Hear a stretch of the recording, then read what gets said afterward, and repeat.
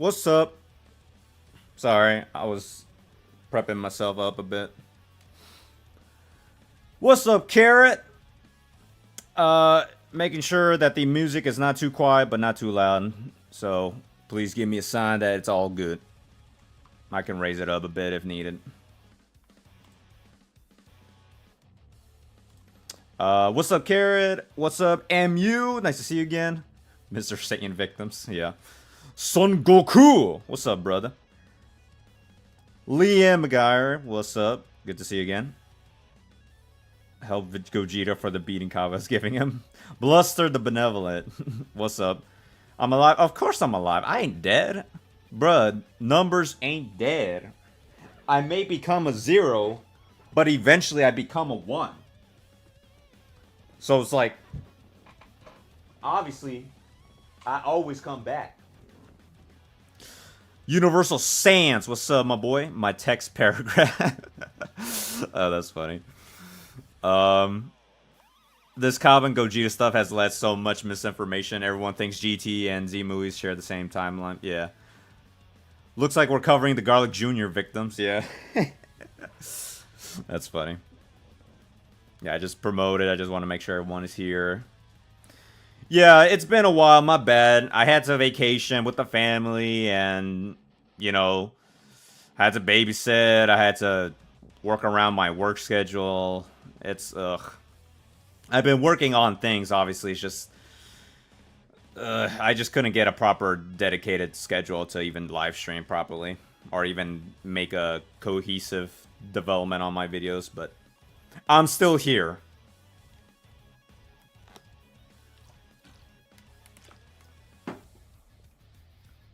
What's up, everybody? We have a nice gathering of people. Surprisingly, that's actually good. That's good.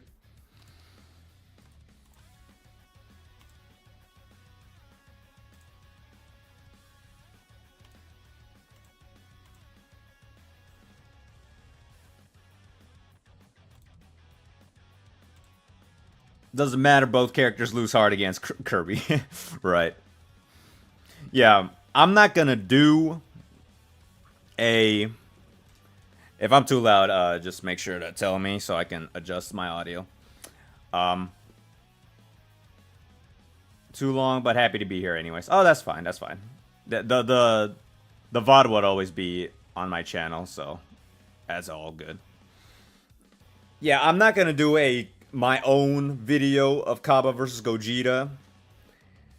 It's because I like my videos to stick around. You know, it's always gonna be there.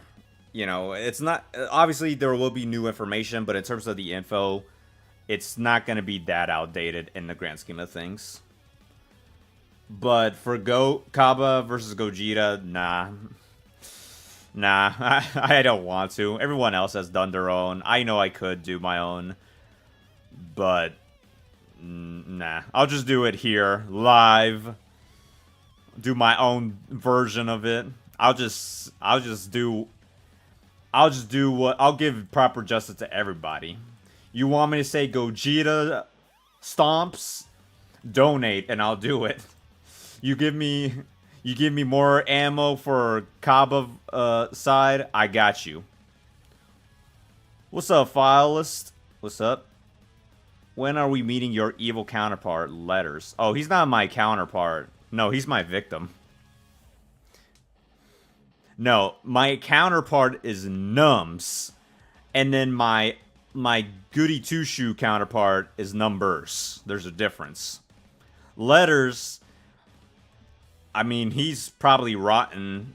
He's already like the most plantated corpse I've ever seen. Excited for Sparking Zero or Daima? Daima, yes, just because of the actress, the OG, the GOAT actress of Kid Goku is back. Otherwise, I do not care. I do not care about that show, even to this day. Who cares? Sparking Zero, I don't own the consoles, and personally, I don't really care. I don't play games that much anyways. I mean, it looks cool, I'll admit, but otherwise, nah. if someone bought me a free PlayStation 5 and a copy, then yeah, I would play it. Otherwise, whatever.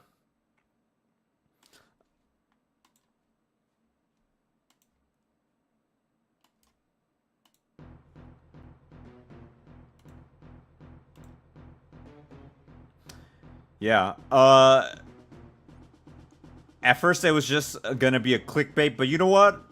I told myself yesterday, I'm like, you know what? Nah, I'm gonna do it live. I'm gonna do my own version of Cabba versus Gogeta. Just slap the frick out of everybody. Live streamed. You talk about DBZ video game scaling, but you never play them yourself. I've played quite a few.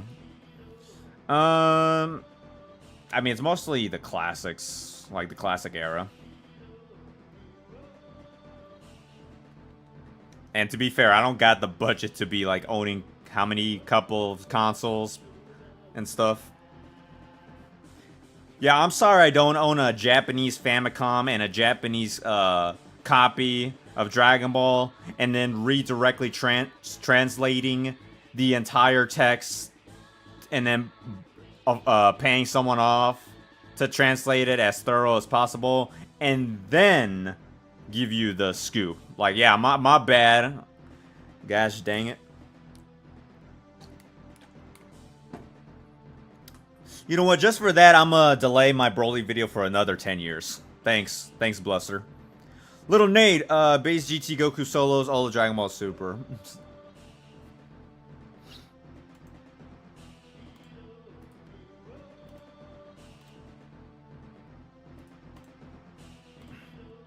How long has it been? 10 minutes? That's not bad.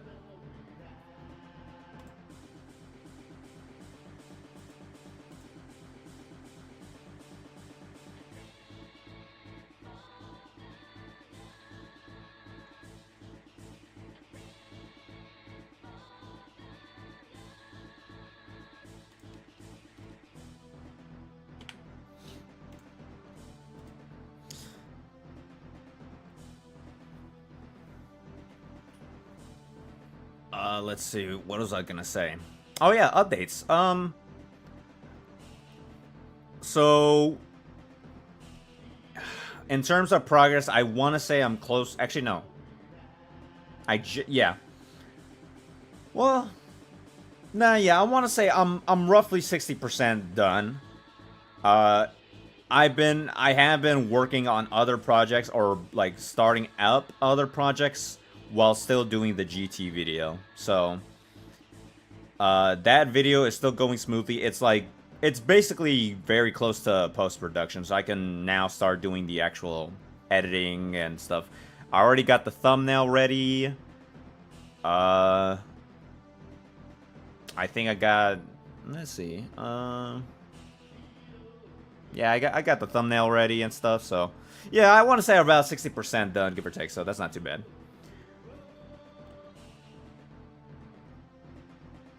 Yeah, so don't worry. Especially during my summer, I didn't really had much access to the internet, so I had a lot of just free time to just write manually. I usually write on a Google Doc, but this time I just wrote it by hand, and it still was a nice basis to everything.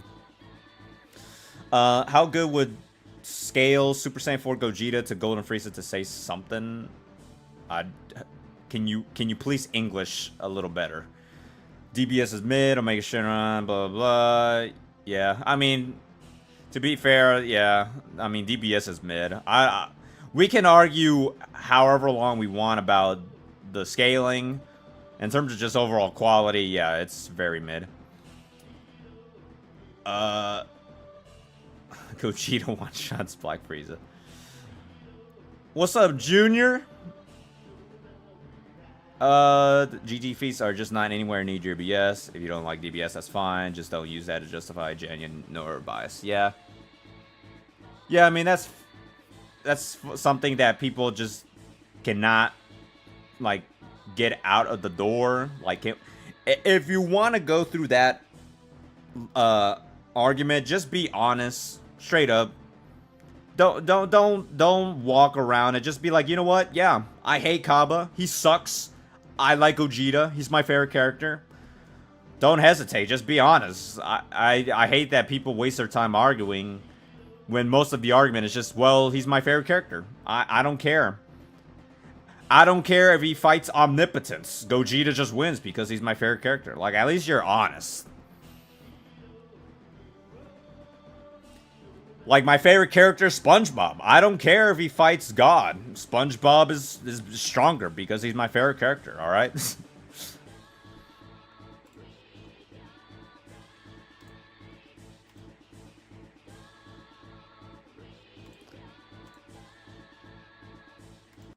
Alrighty. We got a nice crew of people. Alright, we can start now. What's up, the GOAT? Cabba isn't even Buhan level when base DBS Goku punch iron. Bruh. Honestly, I think he's spin. But I think that's still highball. I think Goku is cereal level. Like, maybe not Honey Nut Cheerio level, but just regular Cheerio level. Because the iron percentage is slightly above Honey, but not above certain other cereal treats.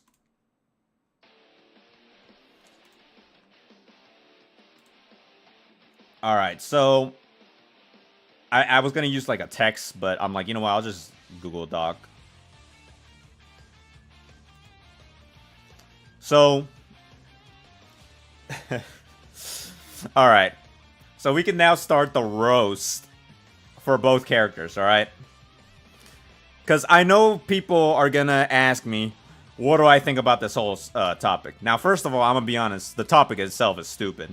I thought it was dead. But no, of course it had to be back. And of course, of all things, Twitter wouldn't shut up about it. They just had to revive the topic again. So let's just get this out of the way. Alright, let me just put her in huge, bold text.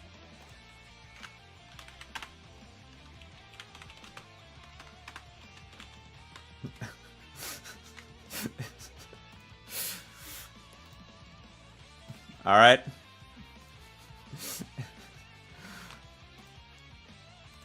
Okay. Alright, so that's the first argument. If someone were to ask me, hey Nums, help me argue against GT or Superfans with this topic, alright? That's your first, that's the first thing you gotta go through. Oops, alright. Maybe it's a little too big. Let's go with... There you go. Alright. Number one is super sucks, okay? You cannot make someone go against their argument when they refuse to change their mind, alright?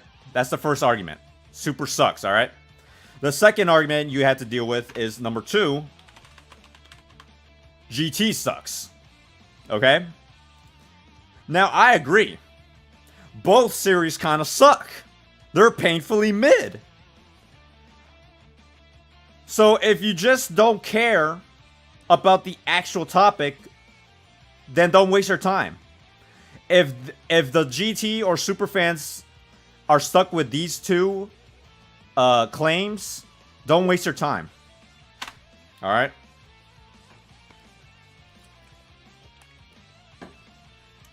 Alright. Now the next thing you have to deal with is this.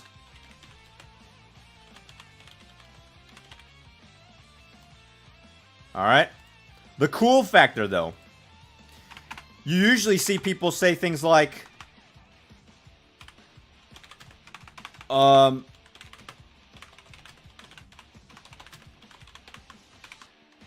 Right? There is that, or like, what else? I don't know, what else? What's another example?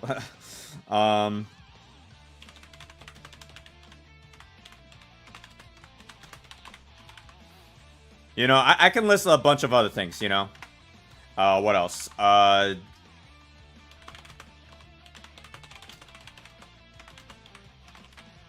Right? You know, it's these type of arguments, alright?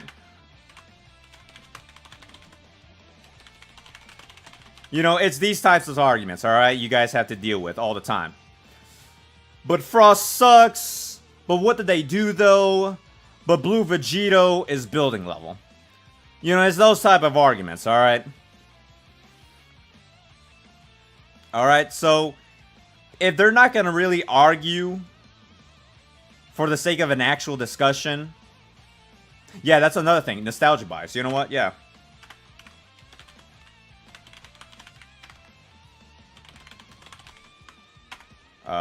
Another one is,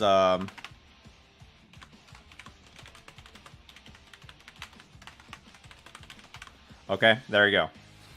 So, yeah. If they don't want to have an argument, or they don't want to have a discussion or debate, they just argue like this, don't bother, alright? You're not going to win that debate, okay? That's just the honest truth. You're not going to change their mind if that's just how they go about their overall expectations in the discussion. Because they do not come in to hear people's opinion. They just come in to validate their own opinion, okay? Little Nate is mid. Oh my gosh, Junior! What are you doing?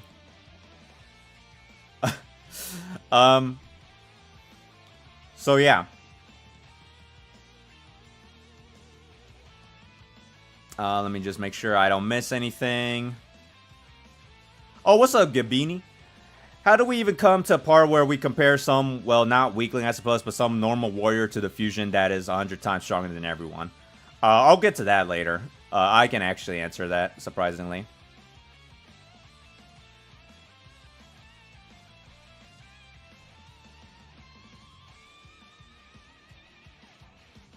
Let's see what else. Okay. That's another thing we had to deal with.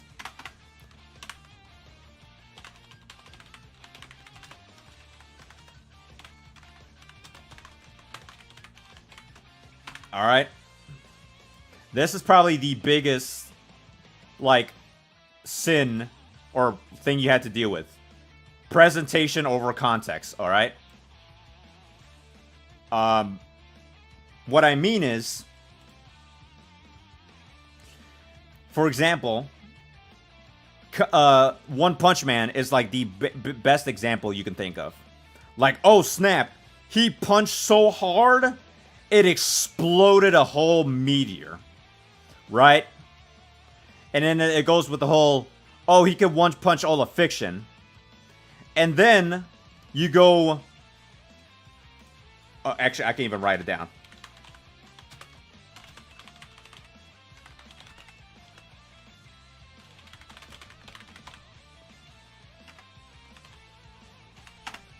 Right? So Saitama over Meteor equals Beyond Fiction versus...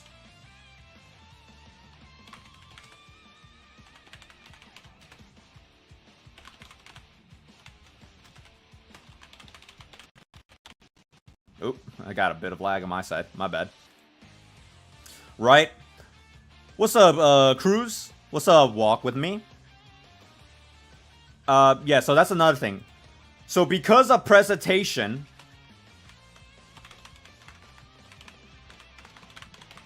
This is just objectively better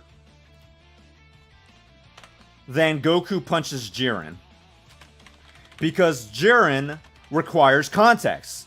And because people refuse to read, they refuse to listen to the dialogue, they have to just turn off your brain. You just...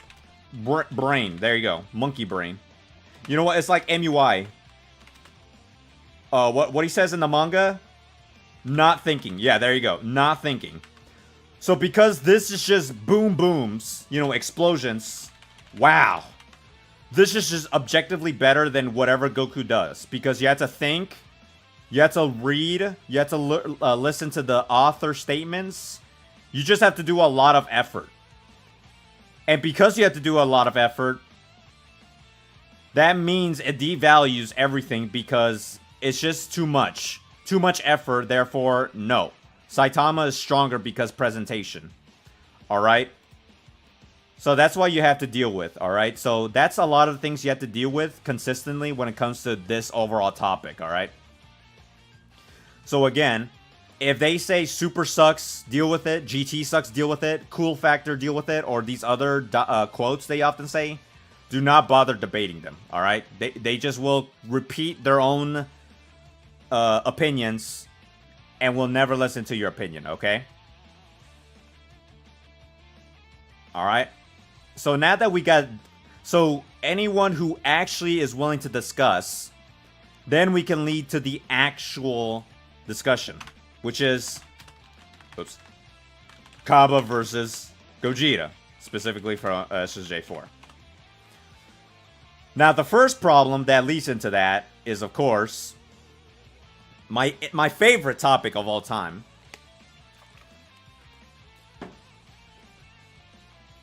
Hold on, let me change the music real quick. My favorite topic that leads into this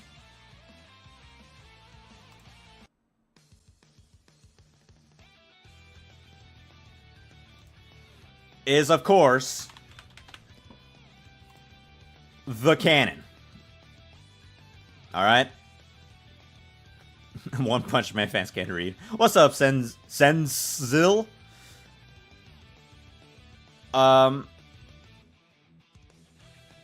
Yeah, so the problem with everyone's argumentation is because we haven't even started arguing.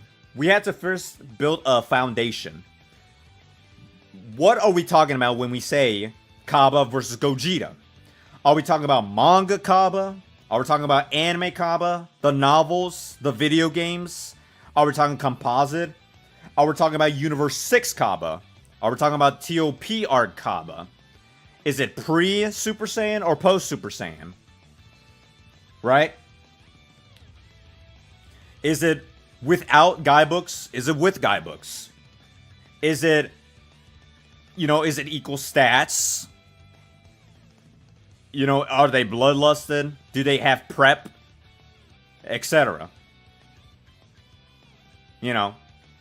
And the same goes for Gogeta. I can even change this up, but that's fine. Hold on. There you go. Canon.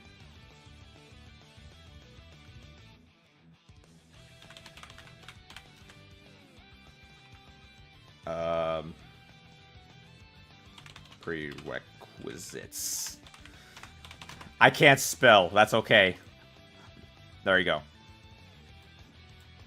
I can change. I can reduce the number amounts. They're a little too big for even for me. All right. So yeah. So that's the other thing. So yeah. Now the actual question is canon. All right.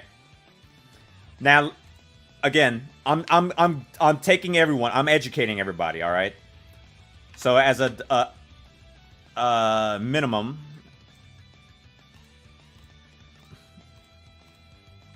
Hold on. There you go.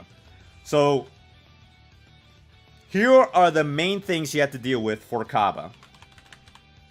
For Cabba, it's anime scaling. And then second is Goku God in base? Alright, those are mainly the things you have to deal with for anime. Alright? That's the main argumentation you have to give for Cabba. For Gogeta, it's GT scaling.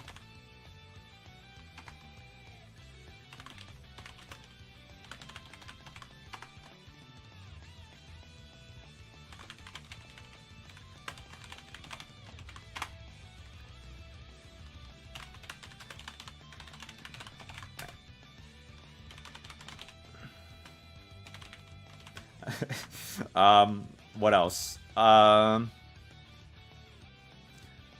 What else? I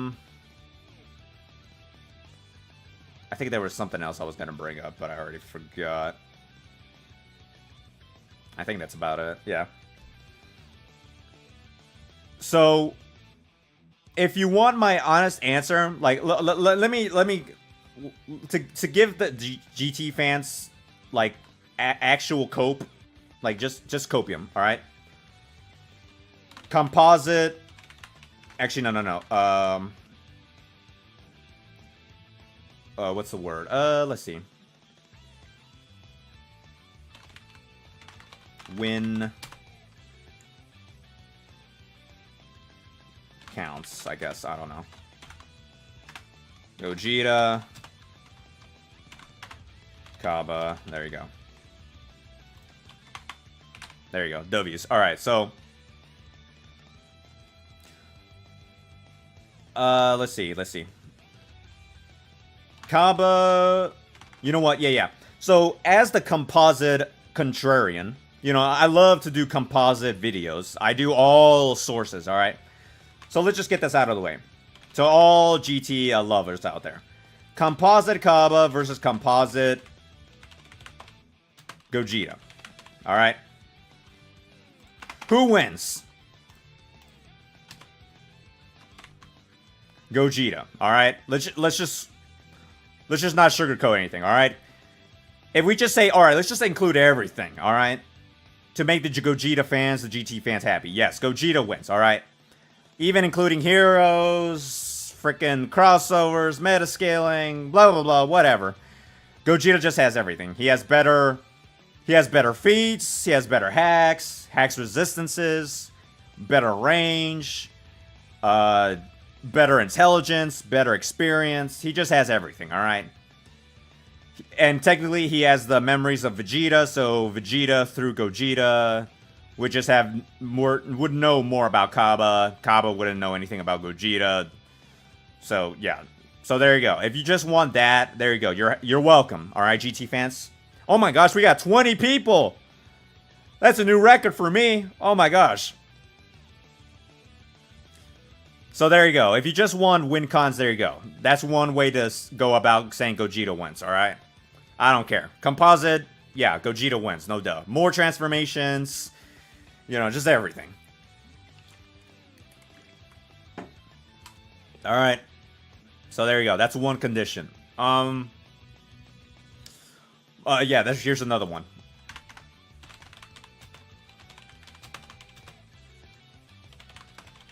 There you go. Gogeta from GT versus manga Cabba. I'ma still give it a Cabba. Alright? Now here's why. Specifically for manga Cabba, we can obviously only use the manga scaling. For Gogeta anime. Alright? The reason why Cabba loses is because, like, again, I'm gonna hype the frick out of Cabba, alright? I'll even write it down. Just for my own sanity's sake, or for your all visual. One, Goku in the first chapter, one punches Perfect Cell via SSJ1, alright? TOP arc, Goku is above the kids, and the kids equal Cell Juniors, which are equal to Perfect Cell. The Zenshu does say that they rival Grade 2 Vegeta, but that's a lowball because other times they straight up say they rival Perfect Cell in power.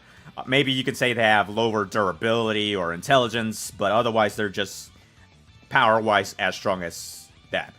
The reason why this matters is because, okay, this is pre-God training, and then you give him the God training, plus the forms, and plus all the other power-ups he gets on top of his base form at least. Cabba is at least stronger than Cell from the manga specifically. And even then, I'm pretty sure, Frieza, final form,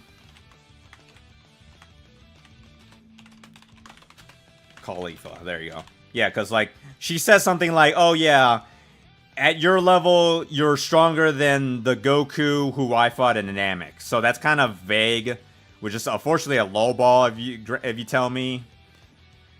But even if we hype up base Cabba to like super perfect Cell level to this like time period, it doesn't matter. Like Goku and base from GT bullies, you know, most Buu Saga characters. Even if you stack the Super Saiyan 2 on top of that, Cabba just solos. Like, I don't know how else you can, like, upscale him any further to, like, Buu era. Especially manga only. Like yeah, I just don't really know what else to say regarding Cabba scaling for the manga. So, yeah. So, there you go. If you just want to say, you know what, Cabba sucks because manga, then there you go. There you go. There's the second count. Alright. What else? What else to say? No... Okay, yeah, there you go. How about this? No context Cabba versus context Gogeta.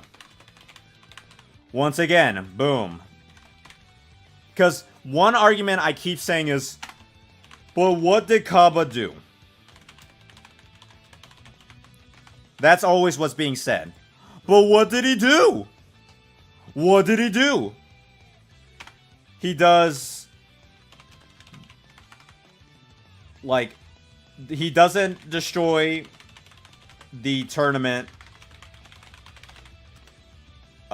arena. Sorta destroys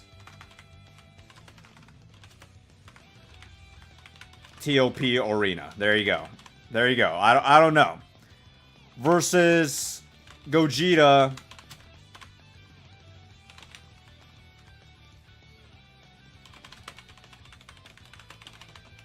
There you go. That's what mostly people do. That was alright.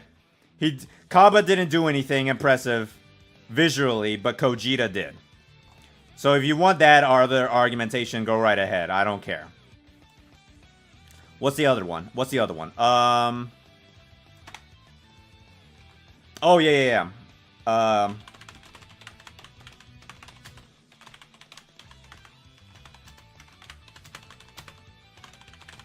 So, equal stats, Cabba versus Gogeta.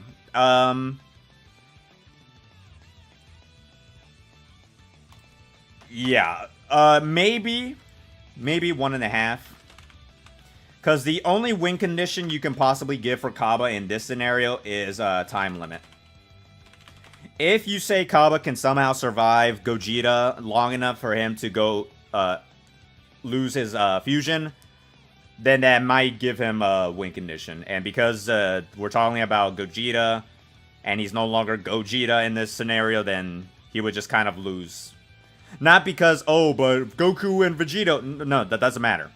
That the time limit is still part of the scenario, so if he's no longer Gogeta, he can no longer fight, basically. So that might be a win condition. But otherwise, yeah, just like the composite, speed doesn't matter, attack doesn't matter, range wouldn't matter. So it's just intelligence, experience, and skill set. Gogeta just has more than Cabba. So if you just want to go with that argumentation, there you go. You're welcome. Again, do not, I refuse, if anyone says, but Numbers, you're just a super fan, you're just a super idiot, you're just a biased loser, you don't know GT. Okay, then there you go. There's 4 win conditions for Gogeta. Alright? Bro, we got 26 people. Oh my gosh. Well, first of all, thank you, everybody. This isn't what I usually do on stream. This is just for entertainment, alright? I don't really care about the topic, but I'm just educating y'all. This is a college course on Cabba versus Gogeta.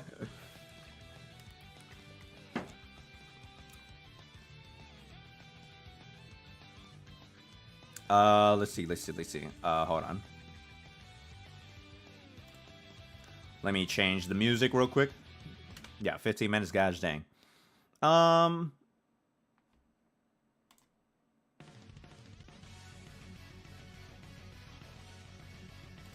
let's go with something else. Yeah, that works. Is the music good enough for y'all? Not too loud, not too quiet? I'm just making sure. Let me also keep up with the chat. Just to make sure I'm not missing anything. I'm making sure that I do listen to you guys. I'm reading anything you have to say to me or whatever. Gosh dang. I've never seen such a active comment in my streams before. This is crazy. This is hilarious.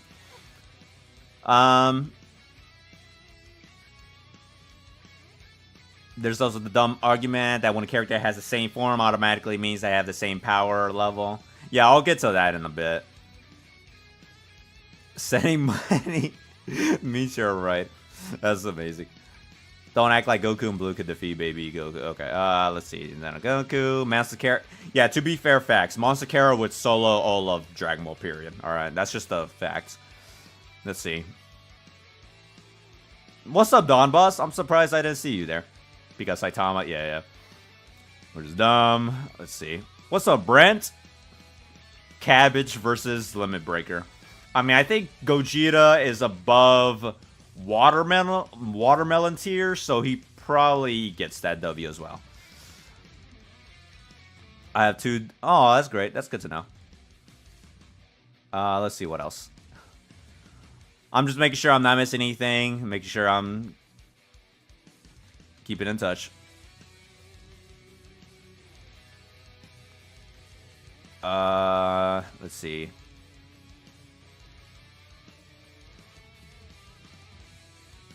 What's up, you? Oh, it's been a while since I seen you. Let's see what else. What else? Yeah, is there any other, maybe, common arguments you guys see with Gogeta versus Cabba? Because usually that's what I've seen the most. So I'm not sure if I missed anything. That might be an obscure one, but otherwise I wouldn't know.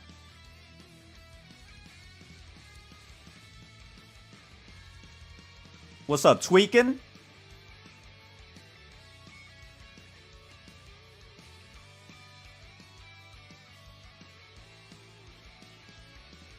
Let's see. What's up, Mars? Do you do anime? I'm about to. I'll get to that. Let's see.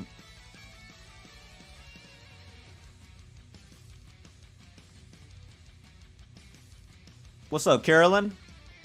Hey, Numbers. In your Janimba video, The Afterlife, Higher Dimension question to Koyama, the one with the Daisenshu Japanese with the quote Afterlife, we asked by me. Thank you for using it. Oh, really? Oh, snap. Okay. Yeah, my bad. I always, for everyone's privacy or for not anyone getting, you know, what's the word? You know, doxed. I try to erase people's, you know, username, just Koyama left, because I don't want people to get flagged or whatever. So that's why I do that, but I try, obviously, to still show that, hey, someone did ask no matter what, so. Yeah. I maybe I should try to ask permission, but since I'm mostly focused on what Koyama's tweet has to say, that's why I still use it. What's up, Odin? But yeah. But still, yeah. I'm glad to see that you got the cameo, you know. Alright, so yeah, so let's get into it. Yeah, I use that in my debates too, yeah. Okay, so, yeah, so let's get to it. So, there you go. So, to all GT Gogeta fanboys out there, I give you 4 win conditions, alright? Which was Composite. Oh, wait, is it, oh, I did put it back in. Okay. Composite. 2 was, equal stats. 3rd was, what was it? Oh, manga. Cabba. And 4th was... Shoot, I already forgot what's the 4th. I already forgot. Oh, yeah. No context. There you go. So those are his 4 win conditions. So there you go. So do not complain that I wasn't being charitable to Gogeta at all, alright? Cabba only has 1/1/2 condition just because of the fusion time limit for the equal stats, but yeah, there you go. Okay, so now let's get to the actual meat of the actual topic. Cabba versus... anime Cabba versus Gogeta. Alright. Now here's the main problem people need to deal with. Right here. No, let's ignore Cabba, because Cabba, people genuinely understand. Here's the main issue with Gogeta. First, let's deal with the movies, alright? So, I can erase these things. They don't have any relevance anymore. So the first argumentation is, or the first claim is, the movies are canon to the anime. That's the claim. So the reasons why is 1, Cooler cameo, 2, Fusion Reborn, 3, Fusion Dance, 4 is Dragon Fist, and then 5, I guess, guidebooks timeline. And I guess Chozenshu as an extension. Why not? Yeah, I think that's about it. Okay. What's up, Machi? Loki does debate, Battle of Gods versus False. Yeah. Let's see. Flare, no troll, Cabba is just Super Saiyan alone, destroys Gogeta. Gatekeeping, yeah. Anime scaling is literally crazy power. Coca-Cola, what's up? 1% Cabba over GT. That's funny. Half dots. Arale clears the entire universe 6 of 7. Social account. Doesn't Goku break Sokoroku's face? Okay, so I'm about to get to that. But first, let's start with canon, okay? Is the movies canon to GT?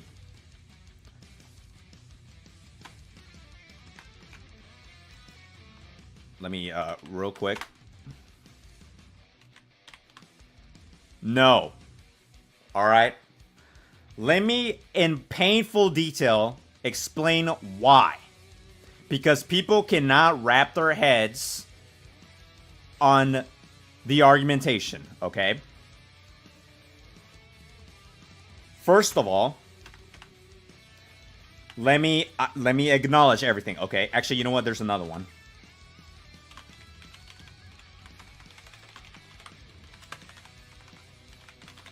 There's another one. Okay. So first, let's start simple. Cooler cameo, all right? First of all, yes, Daizenshu confirms that Cooler movie is part of the timeline, which I'm pretty sure is still part of the Chozenshu timeline. But here's the problem.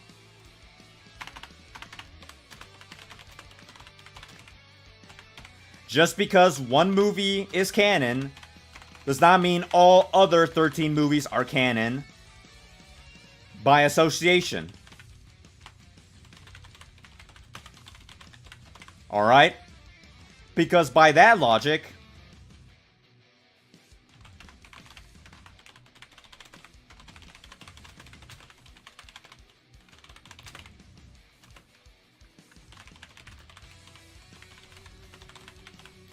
I can say the same thing as, oh, well, a Godzilla appears in another verse. Oops, I misspelled.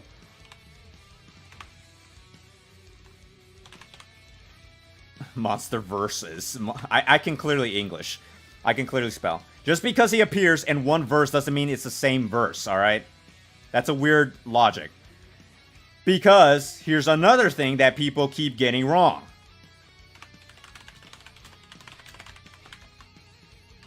It's the same Goku. Movie Goku must be the same as anime Goku.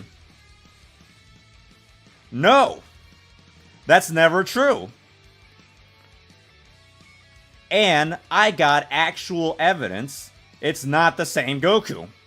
Because Koyama says it's not the same Goku. Now, that's not to say he doesn't try to say it. But he still concedes it's not the same Goku. Via multiverse theory.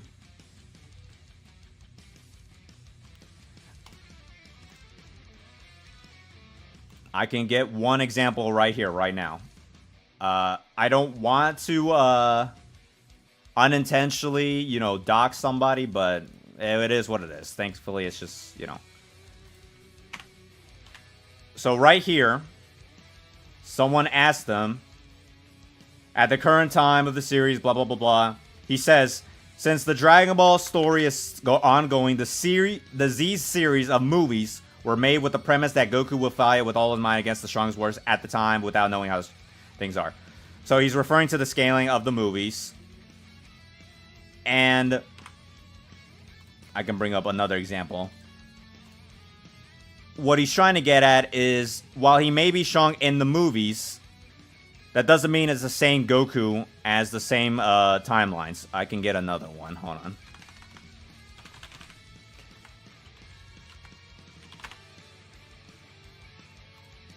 Right here. Here's the prime example right here. Someone literally asked them, the Fusion Reborn, like cameos, hey, we saw how previous villains, including Paragus, but we never saw Broly, which made me wonder if Broly was part of Janemba.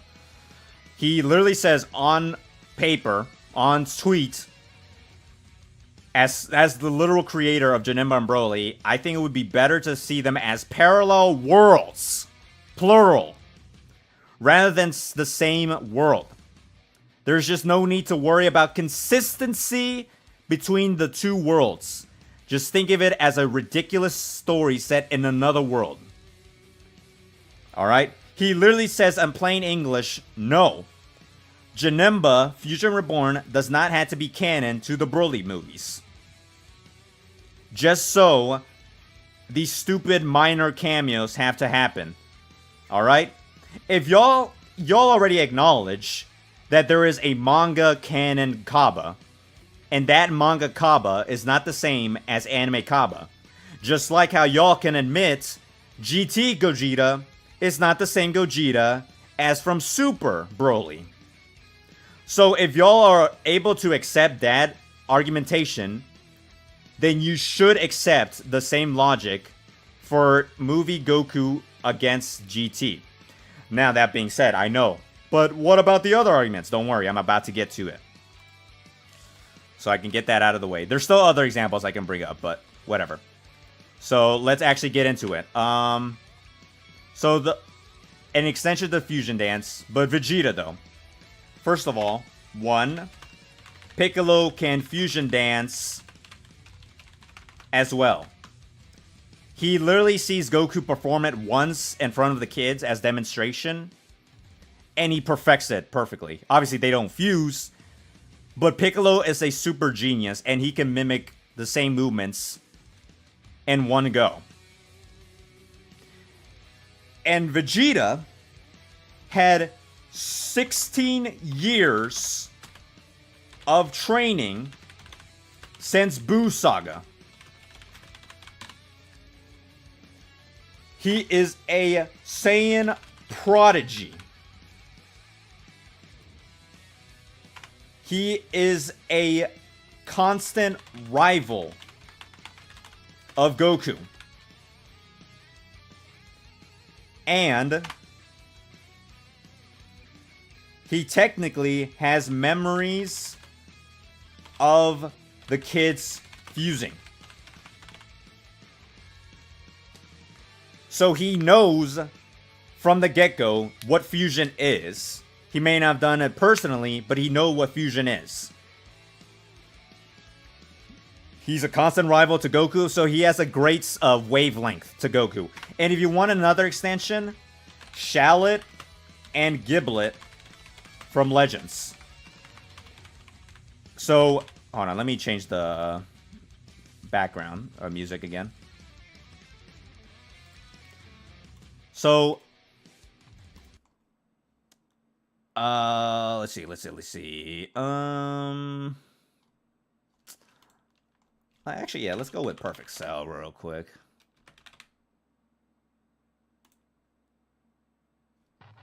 Yeah, there you go. So, for context, in Legends, Goku Black and Zamasu were fighting Shallot and Giblet in the Lookout. It's a long story, but the point is, they needed to fuse. And Piccolo taught them how to fuse, and they didn't actually practice. But guess what? In the very game, they successfully performed the fusion. And it was already explained by Piccolo, I believe, by Piccolo. It's been a while, but it was stated by the cast that the reason why they were able to perform was because of their twin relationship. They're twin brothers. And because they have a good wavelength with one another, because they fought, they train, they're brothers, they're siblings. They just knew how to perform the dance correctly. And Goku and Vegeta have a rivalry since age, 70, 61? By GT era, that's 789. That's already about 20... Yeah, 28. So nearly 30 years. A 30-year rivalry. And you're telling me they do not have any wavelengths to perform the fusion dance perfectly. With Saiyan Prodigy, with Master Intelligence... No, it does not require the fusion dance from Fusion Reborn just to explain why Vegeta can do the same thing in GT. No. It is not required at all. So that fusion dance argument does not make sense. Alright? Or that fusion dance logic to prove Fusion Reborn must be canon is just invalid. No. There's other... Again, what's a better...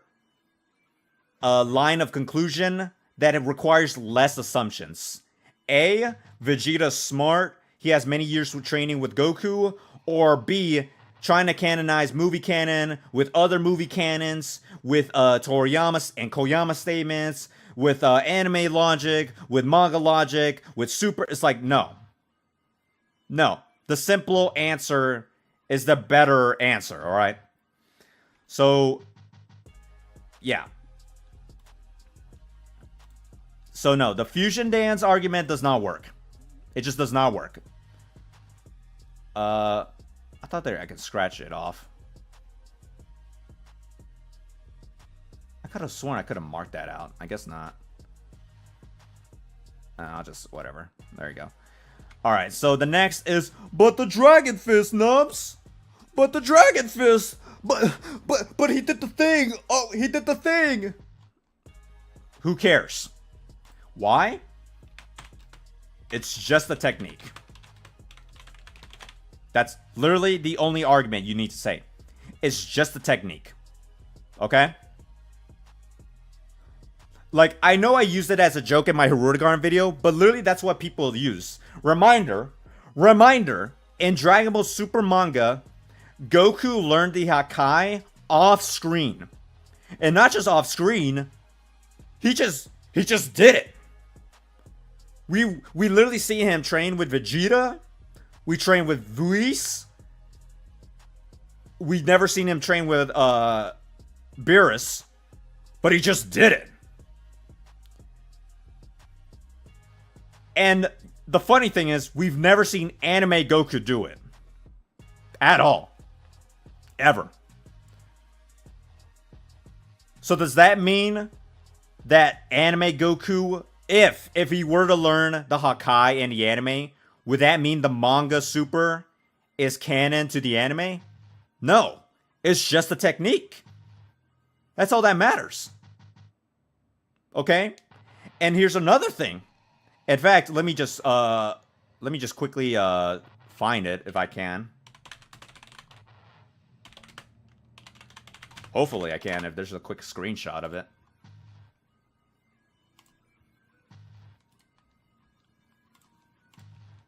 Yep, there is. Okay. There it is, right there. Right there. Boom.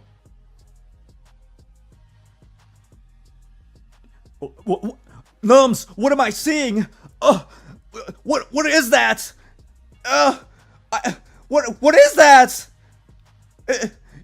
Is that a filler? So basically, in Kakarot, they literally recreate most arcs from the original Toriyama run.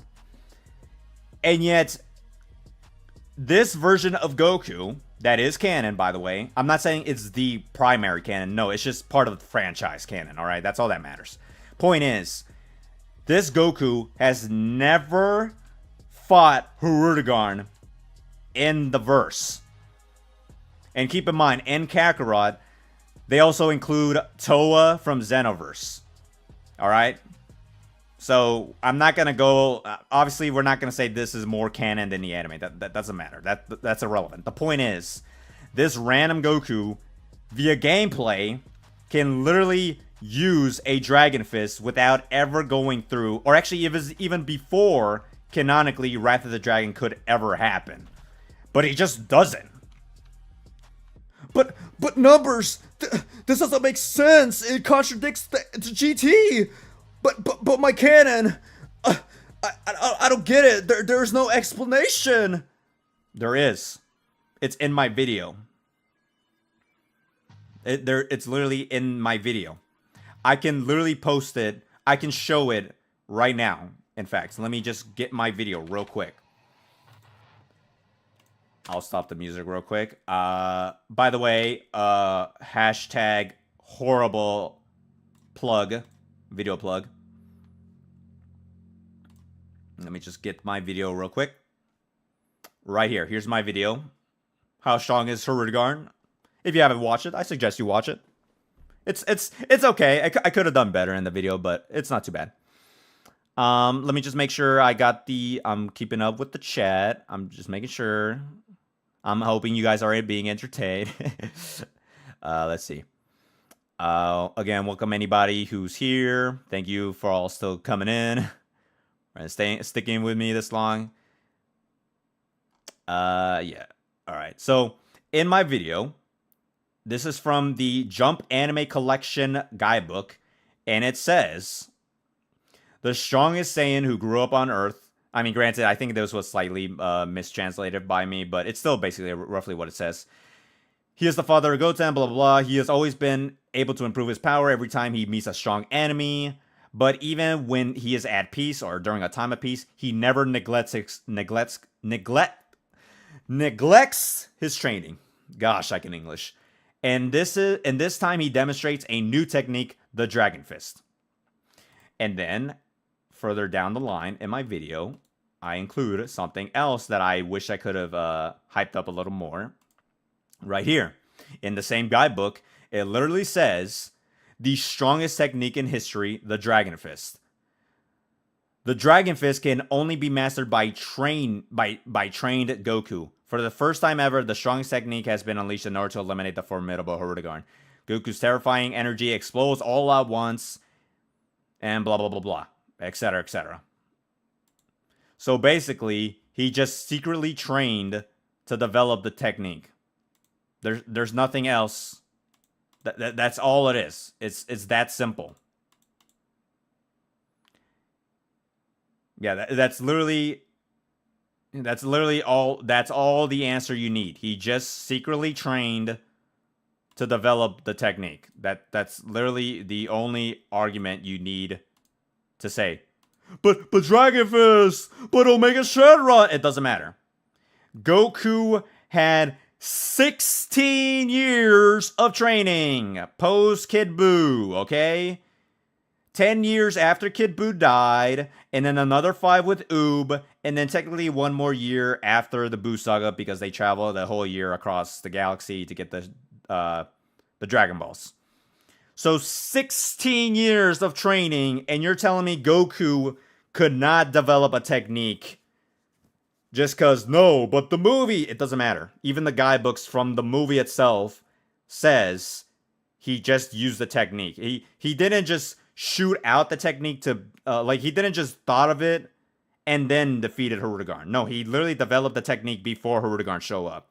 So the same logic can apply to GT Goku. He just trained for many years and developed the technique. Therefore, he can use Dragon Fist. And in fact, you know what's also funny? The Perfect Files literally says the 10 times Kamehameha, or not just the Perfect Files, but even the anime, when Super 17 fought Goku, or no, when he absorbed his attack, he was like, but that was my strongest attack. And yet in the same arc, like a minute, like an episode later, he then just shoots out the Dragon Fist. And what's funny is that in the Perfect Files, it doesn't even say it's like returning a technique. No, it literally says it's his newest technique, despite appearing in Wrath of the Dragon. And I could even get it real quick. I can get it real quick. I'll get you. I got you guys. Don't worry. I got you. Where's the scan numbers? But the scans, but the evidence. I got you. I don't talk out of my butt. No, I got the sauce. I got you. Hold on, let me just get it real quick.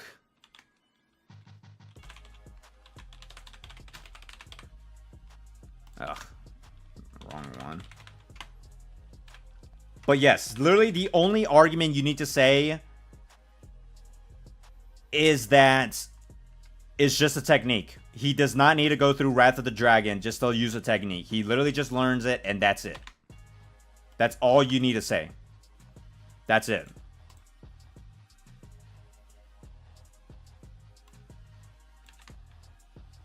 So just because it appears in GT does not mean Wrath of the Dragon is canon. In fact, it's even worse once I explain it down afterward. Okay. Alright, so let me get it out. Alright, so right here. It's from, I believe, Perfect Files issue 2. It's on the top left right here. I know it's the Portuguese version, but basically the Japanese version would say the same thing. So it says right here, translated, "Behold, this is the power of the Saiyans. A new technique." Let me just make sure it's a little big. A new technique. Dragon Fist. In which the aura of a golden dragon is hurled to the opponent with the whole body. It's an ultra-destructive technique that destroys super number 17 and 3-star dragon, or basically the Ice Shadow Dragon. So that's a little weird. Why is it called new technique? But it makes sense because literally in the same fight, Goku's like, but my 10 times Kamehameha is my strongest technique. And yet afterward, he just shoots out the Dragon Fist. So yeah, literally in the GT canon logic or continuity, it's just the technique he develops. Maybe on the fly, probably. So there you go. I know I'm repeating myself, but that's because some people are not going to get through their thick skull heads. Oh yeah, the sword. But the sword numbers, it doesn't matter. Are you going to use an opening? An opening? Really? No.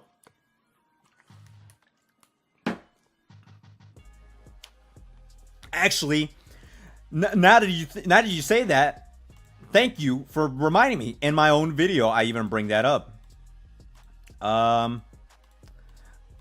Let's see. Where did I say it? I know I said it somewhere. Oh, right here. Yeah, right here. So in my video, yeah, so we literally see, like here it says, oh, this is how Trunks got his sword, but then it's like, no. Because it's even explained in Kakarot, the sword Trunks carries, future Trunks, or even just Kid Trunks, is similar in design to the one used by the hero Tapion. So, for one, that opening is not even canon. But even if that was, it's not even the case. And plus, you never see Trunks having a sword. That's just the opening.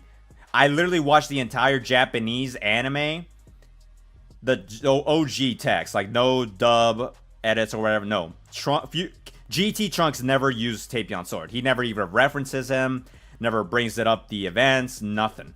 Never once is the Tapion sword ever used or appeared.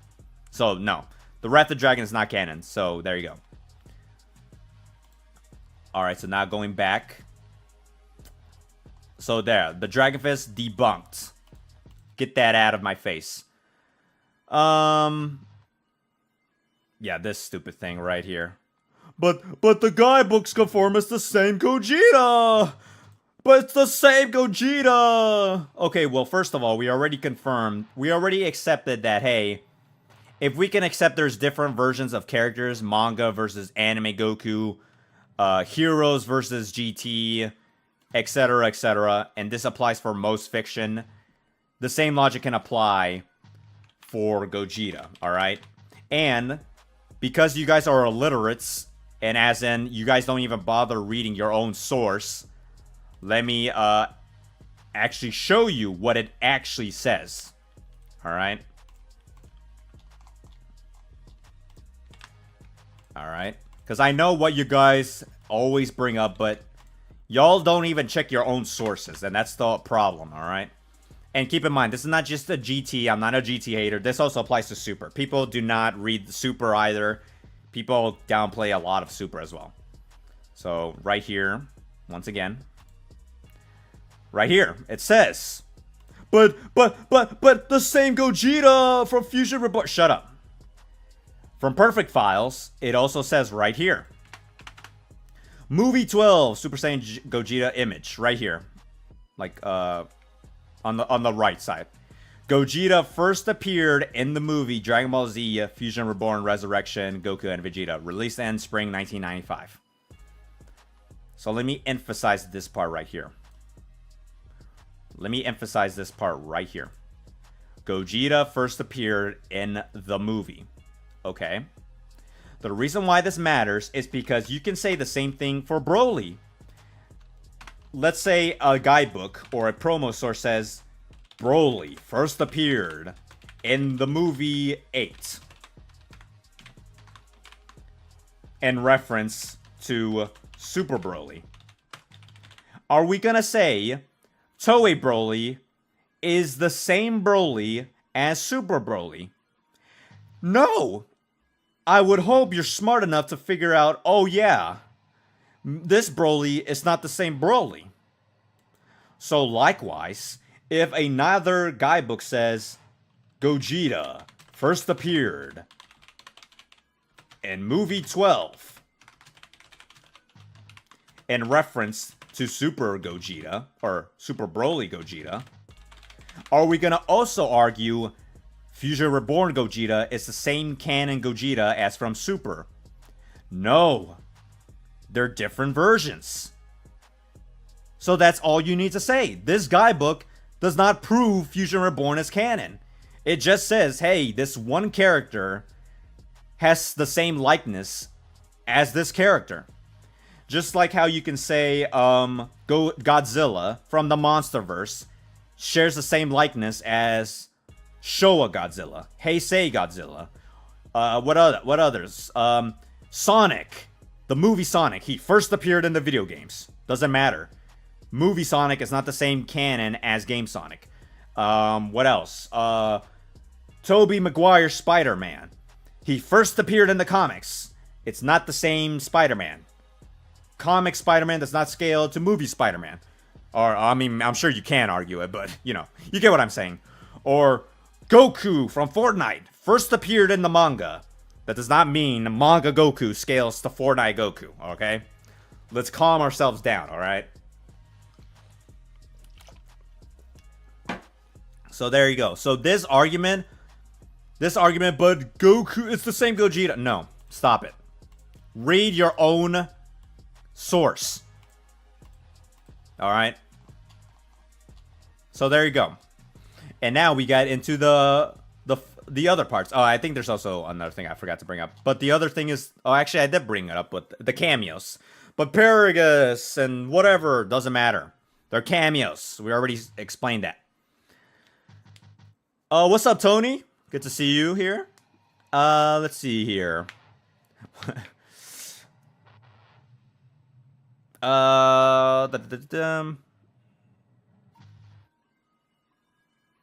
Yeah, so...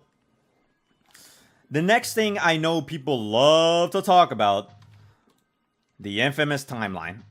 In case you're wondering, the reason why I get rid of my window for documents just to make it simple for y'all. DBGT timeline. Let me just copy and paste the image. Actually, yeah. Oh, yeah, cool. Because I know people love using timelines. Not that it doesn't change anything if we're being realistic. Let's see right here. Okay, there you go. Perfect. Thank you, Herms. Thank you, Herms. Alrighty. Actually, yeah. Ooh, another great picture. Perfect. Okay. What? Why did it not show up? Oh, that's probably why. Maybe, I think. Gosh dang it. Oh, wait, no, it does show up. Okay.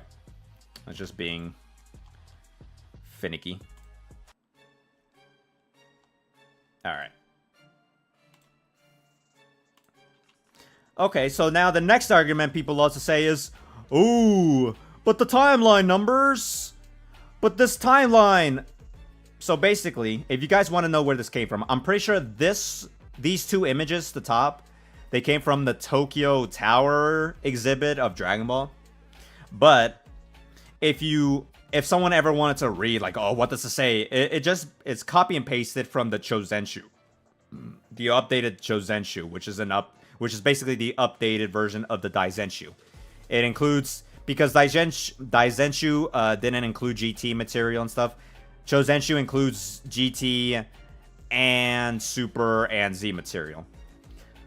So what does this mean? Well, because as I brought up with the Cooler argument, right here, the Cooler cameo, the Daizenshu literally says that Dead Zone and Cooler Movie 5 are the only canonical events to be part of the timeline. None of the other events are in this timeline, in the Daizenshu or in Chozenshu. And the reason why this matters is because if you notice, there's Beerus. So some people try to argue, oh, Battle of Gods happened in GT because of this timeline. No.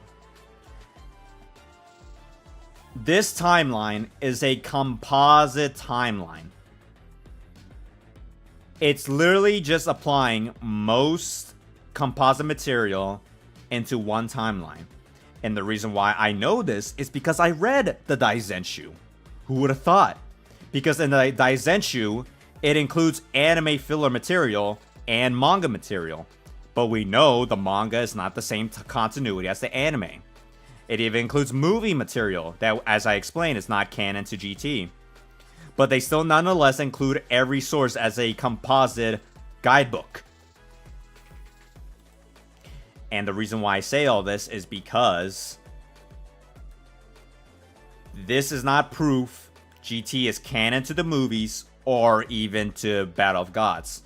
Because there's a number of problems. Several problems, in fact. I'll write every single one of them down from movie to movie. I'm not kidding. I'm gonna do this. I'm doing this. I'll be very quick about it in terms of, like, you know, typing it down. But let's start with Dead Zone. Dead Zone.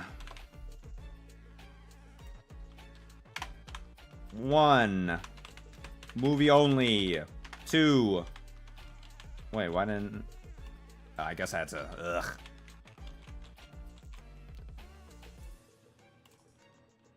I don't know why I did that. Oops. Alright. Alright, so 1. Movie only. 2. Koyama statement. 3. Toriyama statements. Guidebook inconsistency. Anime inconsistency. And also movie inconsistency. So there you go. So there's our 5 reasons. It does says that, you know, yes, Daizenshu confirms it. And anime filler arc makes it canon. But there's going to be other problems with that. World's Strongest. Problems. Piccolo's alive. 2. Daizenshu. Acknowledge inconsistency. 3. Goku only planetary.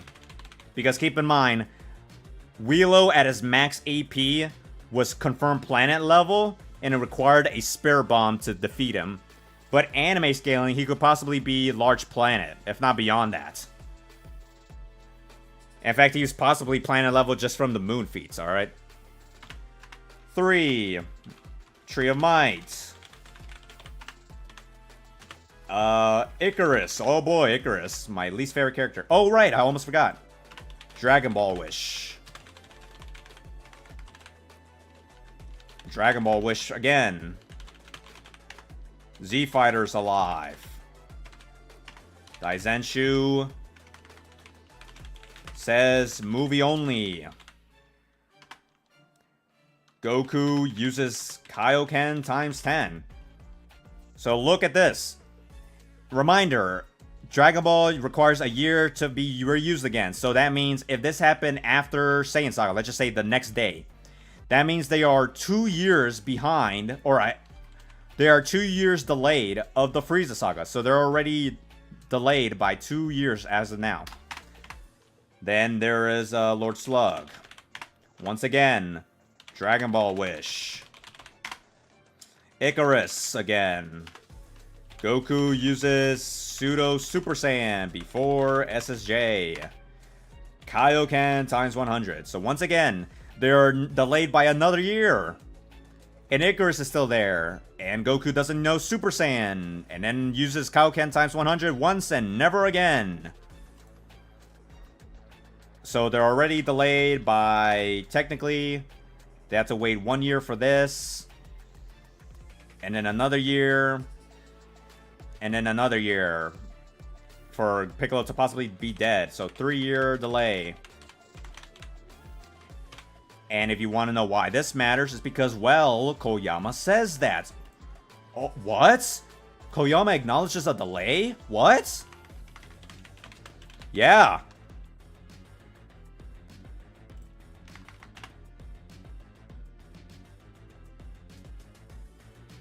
Aw, did I not include it here?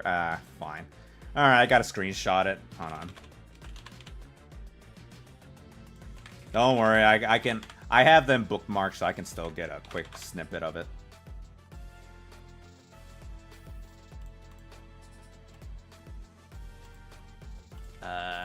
Time lag. Yeah, he says it 3 times, by the way.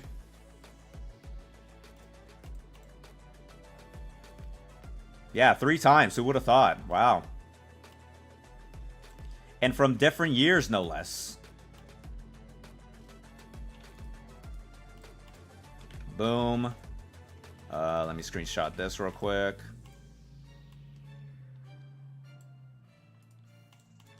Boom. And then, finally, boom. So, reminder, remember when the whole, but the movie canon is the same as GT. No, it's not. Toriyama debunks that easily. Right here. So, I literally just snipped to the thing. So, 2021, the story follows the same time. He was asking if the movies are canon to the anime. The story follows the same timeline as the TV series, the anime, although there is a slight time lag. Number 2, 2022, December. As you said, creating the settings for the anime while the original manga was being serialized was quite difficult, especially in a situation where there was a time lag. Both in terms of anime and production. Yeah. So I'm willing to accept criticisms for the discrepancy. So even he acknowledged the inconsistencies. And finally, March 3rd, 2024. There is a timeline between the original work and the anime at that point. Basically, the strength of the power of the movie and the anime is the same. So once again, he tries to claim that A must be the same as the anime in terms of continuity, but he still acknowledges that there's a time lag regardless. So the fact that we can prove by movie events, keep in mind, this is not even from the guidebook, just watch the movies. There is a 3-year delay for the Namek Saga to finally happen, where we get to eventually, Cooler. That's why we cannot say they must be the same continuity as the anime when there's already a 3-year delay and Koyama contradicts his own logic. In the same tweet, no less. Plus the abundance of evidence for every other movie.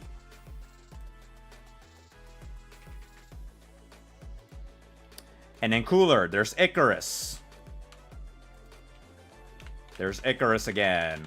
Goku doesn't know SSJ. And there you go. Metacooler. Oh boy, Metacooler is so annoying to deal with. 1. Guidebook says it takes place during Cell games.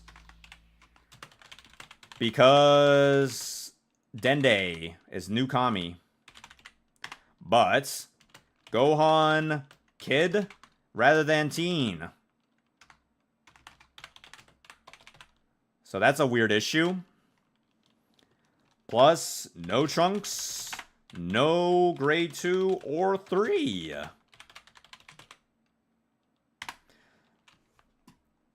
And then that leads to the other problem, Android 13. After Jiro's death, but before Cell games. And then Guidebook says it's a parallel Earth. Go on, still kid. So here's the problem. I still, once again, actually have my own video about it, actually. Let's see. Is it here? Dang it, I do not have it here, unfortunately. Dang it. This is very meta for me to do. Right here, it's already translated. Where is it?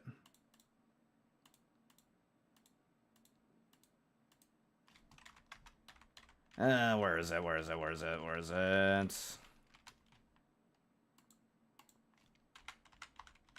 Right here. There you go. Yeah, in handling the scripts, so people want to say, oh yeah, that's another argument. But the next villain must be stronger than the previous one. He says it right here. But then he says, after much hard work, I was unable to come up with an opponent stronger than Broly and fell into a rut 3 times. And even by 2024, Bro is still a Broly fanboy. So the argument that every villain must be stronger than the last doesn't make sense at all. Especially when we even look at this chronologically. If Metacooler is indeed after Cell games, then why is a Cell games villain weaker than an Android Saga character? Because this is confirmed after Jiro's death, but we see how Gohan is not a teen, Trunks has not achieved grade 3, we don't know where Cell is, etc., etc. So we have to assume chronologically, Android 13 must be before Metacooler, but Metacooler must still be weaker than Android 13? So even that logic does not work. And even that just ruins the continuity of GT as well, and the anime. Not to mention, Z Fighters shopping. Why are they shopping? The androids must be finding Goku, yet they have the guts to be shopping rather than dealing with Cell. Why? That doesn't make any sense. Broly, who cares? We can skip him. Bojack. Yeah, people love to use Bojack, but not canon to the guidebooks, apparently. Apparently, it's actually stated by Daizenshuu to take place 3 months after Cell games. But Goku is still on Snake Way and Kaio's house. But anime Goku goes to Otherworld. So, we say, oh, Bojack must be the closest thing to being canon. Even though Goku has been in Snake Way for quite a long time. So that doesn't make any sense at all. At all. That doesn't make any sense whatsoever.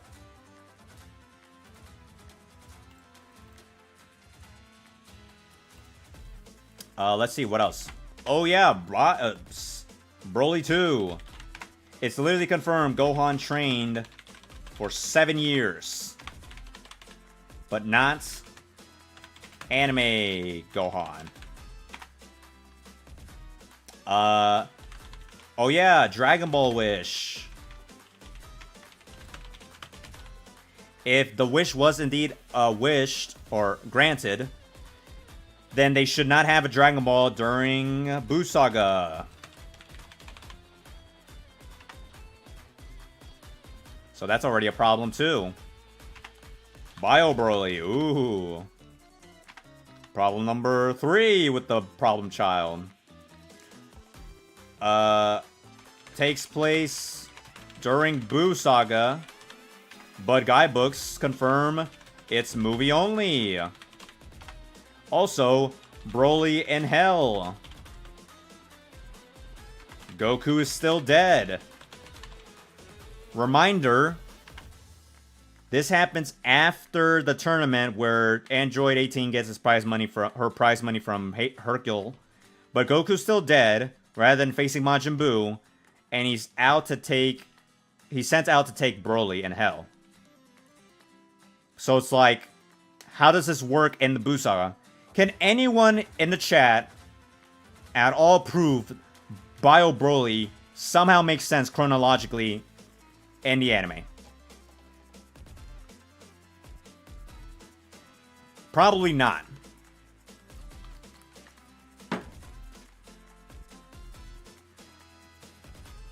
Probably not. And then finally, of course, there's Fusion Reborn. Yay. Fusion Reborn. Why is Vegeta still dead? Why is Goku still dead? Where's Boo? Why is Gohan on Earth? What else? What else? Oh yeah, the Dragon Ball wish once again.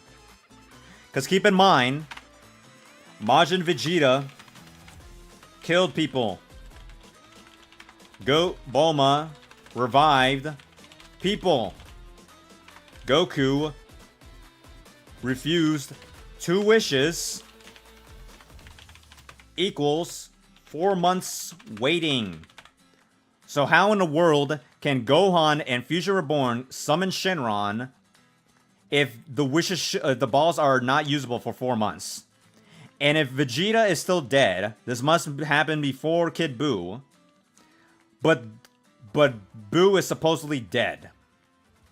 And the reason why that is possibly true is because even though Goku says, you're the second person I used Super Saiyan 3 against Majin Buu. He never says Super Buu. He never used Kid Buu.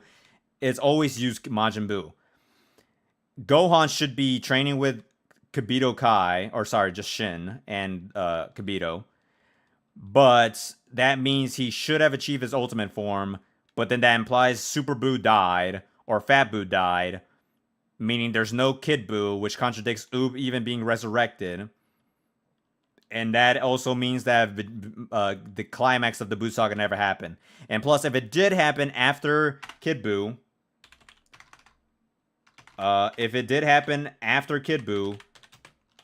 Purunga revived Vegeta.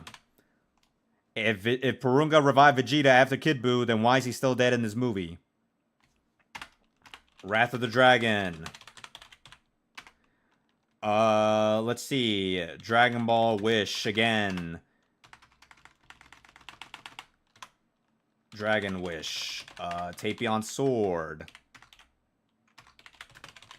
Time travel. There you go.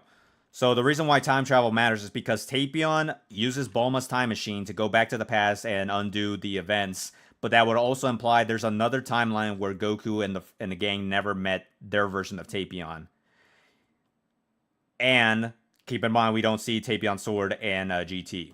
So notice how big, notice how massive this list of contradictions there are.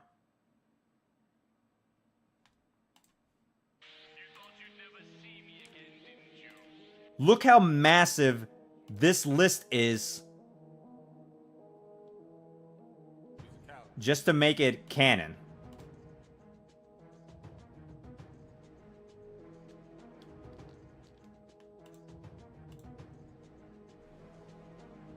Like, look at this. Look at this list. Sorry, it took a while. I don't know why I delayed. Look at this. The amount of implications from the Dead Zone, from World's Strongest, Tree of Might, Lure Slug, Cooler, Meta Cooler, Android 13, Broly as Broly, Bojack, Broly again, Broly for a third time, Fusion in general, and then Wrath of the Dragon to finally GT. And keep in mind, you can literally just watch the movies. Just watch the movies, and you can get all this from that. I didn't even use the guidebooks all the time. And again, Koyama literally contradicts this. Parallel worlds, blah, blah, blah, blah. So the logic of, oh, but Cooler cameo is not valid. Neither is the Paragus cameo, because again, association fallacy via the Gogeta. The Fusion Reborn dance, that doesn't matter. Imagine Vegeta being dead, but then alive, but then back to dead to being alive in GT. No. And keep in mind, Chozenshu is a composite guidebook. It's not GT exclusive. Look at how much material you need to prove, or you need to debunk, just to prove GT is canon to the movies. It's impossible. You literally cannot prove GT is canon to the movies. You cannot. Toriyama confirms it. Koyama confirms it. The guidebooks, the video games, the composite guidebooks again, to Koyama, to the very movies themselves. And GT, technically. And you know what's also worse? In GT, in fact, one of my boys... actually, you know what? I'll just put them in myself. I'll put them in individually. Because, you know, I actually... you know, watch the anime. I don't just scale. No, I actually watch the stupid thing.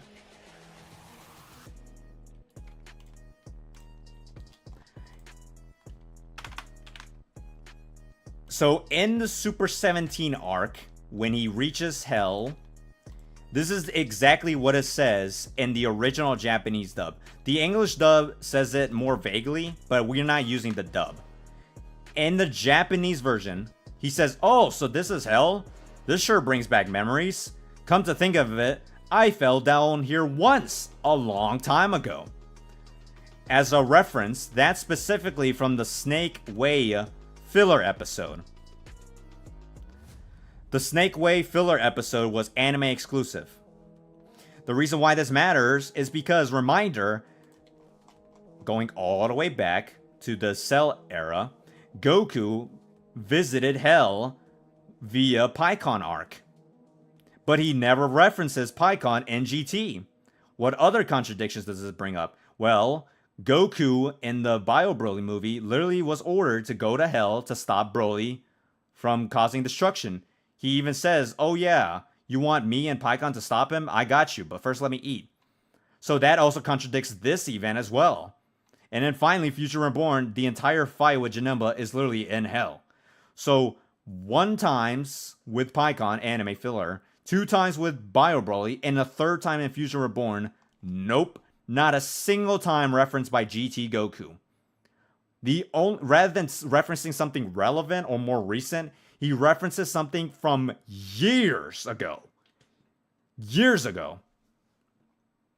So, even GT is low-key saying the PyCon filler arc never happened. Neither did the Broly or Fusion Reborn happen. So there you go, GT fans. Your own series is literally saying, no, we don't even agree that the movies are canon either. Why? Because, again, why would Goku says, oh, so this is hell? Like, he's asking, like, wait a minute, so this is the first time I've been here before. It's like, what? You've been here before multiple times. What do you mean? So even if we just say, oh, this is the only statement that matters, no, even this statement doesn't make sense. That's why it's like, why? No. I think it's very clear to say that the guidebooks doesn't prove it's the same Gogeta. The guidebooks don't prove it's the same Cooler or Paragraphs or whatever. The fusion dance via Vegeta doesn't matter. The Dragon Fist technique doesn't matter. GT itself confirms PyCon never happened. Bio Broly never happened. Fusion Reborn never happened. And even the timeline via, oh, Battle of Gods. Well, Battle of Gods also contradicts this. You know why? Because Battle of Gods also leads into Resurrection of F. And even in the same movie, Beerus confirms there's 13 universes. And in GT, it never, ever references the 13 universes. Or Earth's Hell, or whatever. Or Beerus' planet. Or, you know, nothing. Not a single time. And we saw how Beerus is willing to act out on Zamasu, yet he doesn't act out on Omega Shenron? After 16 years of sleeping, he doesn't act out? No, there's just too many contradictions. What's like, and keep in mind, GT came out before Battle of Gods, so it's impossible to like retcon or like meta canonize it to make it valid. That's just impossible. You cannot prove it. And actually, no, that's its own topic. But yeah, that's basically it. So yeah, no. And plus, to be fair, the other issue is like, well, it's a movie. Like, you do know that the Battle of Gods movie is not canon to the anime, and the anime version is not canon to the manga. So even that is confirming different continuities, i.e. different scaling. So that right there also doesn't mean anything at all. So you get what I'm saying? Why GT Gogeta supporters need to stop. Stop it with the movie canon logic. And just in general, they do not... They're just not canon, all right? Like, I don't know what else I can say to prove they are not canon, all right? They're just not.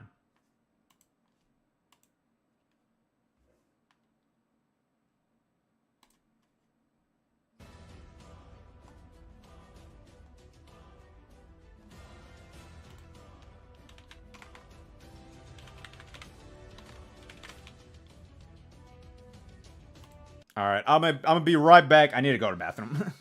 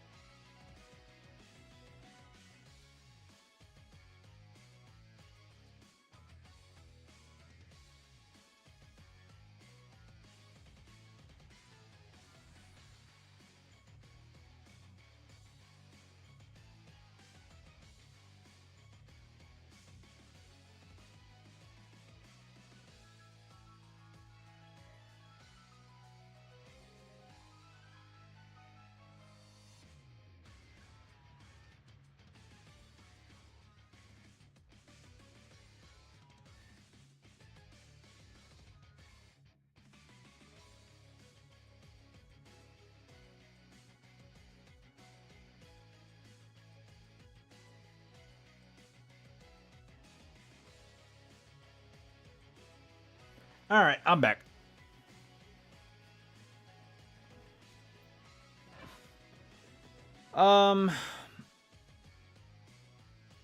What it is? What do you mean? He literally used Dragon. Okay. So I'm guessing you just showed up here. So I'll just go. I'll just briefly bring it up again.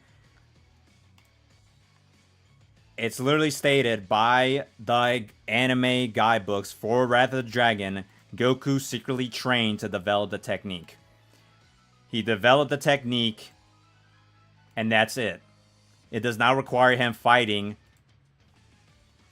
Hirudegarn. And plus, again, in Kakarot, of all things, God Goku can literally use the Dragon Fist. In fact, he can learn the Dragon Fist during the Buu Saga. And yet he never fights Hirudegarn. So that just proves my point. And right here in the Perfect Files, a new technique. In the same fight against Super 17, he labels the Kamehameha times 10 the strongest technique. And yet he just uses the Dragon Fist afterward, and it's described as a new technique.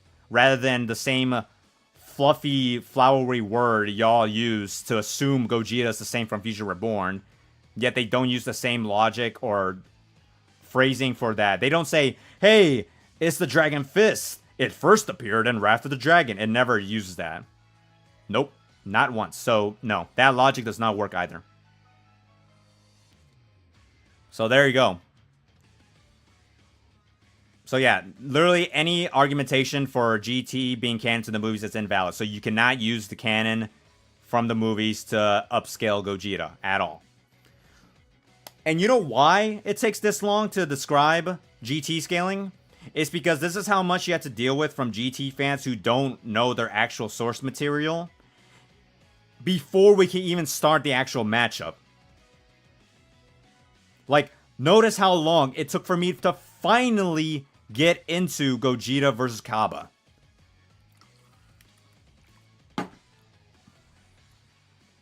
Alright. So we can now prove that yes, movie cannons, no. We cannot use movie canon. Oops, wrong one. We cannot use it. Guidebook scaling, I mean, I already debunked the whole composite timeline, so that's irrelevant. And likewise, the whole, oh, but a Raleigh meta. Okay, bet. Likewise, Koyama confirms it's questionable to even assume it's the same Arale as from Dr. Slump. Because just like how we can prove there's different versions of Goku, Gogeta, Vegito, Broly, etc., we cannot prove it's actually the same version as Arale. Because I know we love to use the whole Dr. Slump metascaling, but not only does Toriyama confirm that the anime is the only canon to the GT, but that would also mean that the anything from manga canon or manga only statements is not applicable to GT. So right here, he says the whole Raleigh question. That's something that should be confirmed to the original author, but in my opinion, since the two have met in the original work, isn't highly likely they exist in parallel worlds on the same Earth. So he's literally implying the same thing I was saying, that you can just say it's a different Arale. Because like the Arale from the manga could be the same from the manga, but even that's still questionable. Because if we're willing to be that, because keep in mind, I'm trying to be generous. I'm trying to be giving the benefit of the doubt to Gogeta. But that leads to huge implications. Because we can go as far as saying, oh yeah, Goku from Jump Force is the same from the anime. Oh yeah, Fortnite Goku scales to the anime. Yeah, Goku from Heroes, he scales to his anime counterpart. Like, that's just how stupid of an argumentation you have to... This is how much you have to justify on Gogeta's side. Because I'm intentionally not even mentioning Cabba scaling. And yet this is how much material you have to give to Gogeta to finally be comparable to Super. You know, it's like basically trying to compare Kid Buu versus King Piccolo. You have to upscale so much from King Piccolo's side just to finally say, okay, maybe now King Piccolo's a threat to Kid Buu's level. So, yeah, nah. And also, that's the other argument. Oh, but it says Goku is the strongest by end of Z. Yeah, that's only manga for now. That's only manga exclusive. And keep in mind, we already said manga cannot apply to anime, and anime is only valid for GT. So even if we use the, oh, Goku's the strongest, he's stronger than Arale, it doesn't matter. And keep in mind, the only thing Arale does for the anime, for GT at least, is just beat up General Blue. Nothing else. So any of feats applied in Dr. Slump does not apply at all. And you know why? In fact, you know why I can also prove that cannot be applicable? Because we have a confirmed Jocko manga. A Jocko manga special that also includes... what's his name? Minus Bardock. And guess what? Minus Bardock is not 100% accurate to the Super Broly movie. And just like how that is not accurate to the Toei Bardock. Oh, makes you think. Oh, yeah. So which is more canon, huh? Is Minus Bardock more canon to GT? Or is Toei Bardock more canon to GT? You get what I'm saying? That's what I'm saying. The whole, oh, it must be canon to manga Dr. Slump or anime Dr. Slump. Nope. That's still irrelevant. That's still not possible. That's not viable at all. I'm still looking at everybody's comments. Don't worry. I'm still looking at everybody, what they all have to say. But, yeah.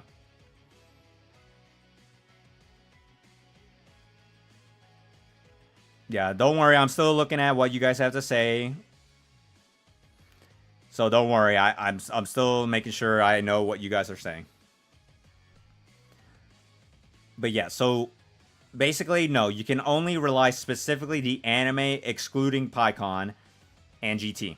So now we can finally get to this stupid matchup, and I'm just being honest, Cabba wins, alright? Anime Cabba versus GT Gogeta, I'm sorry, but there's just nothing Gogeta does, even with the most hyped up scaling you can give him, to beat him, Cabba. And keep in mind, you know what's funny? People always focus specifically from Universe 6 Cabba. And the fact that Universe 6 era Cabba could beat GT Gogeta, let alone TOP arc Cabba, is insane. That's how much of a gap there is.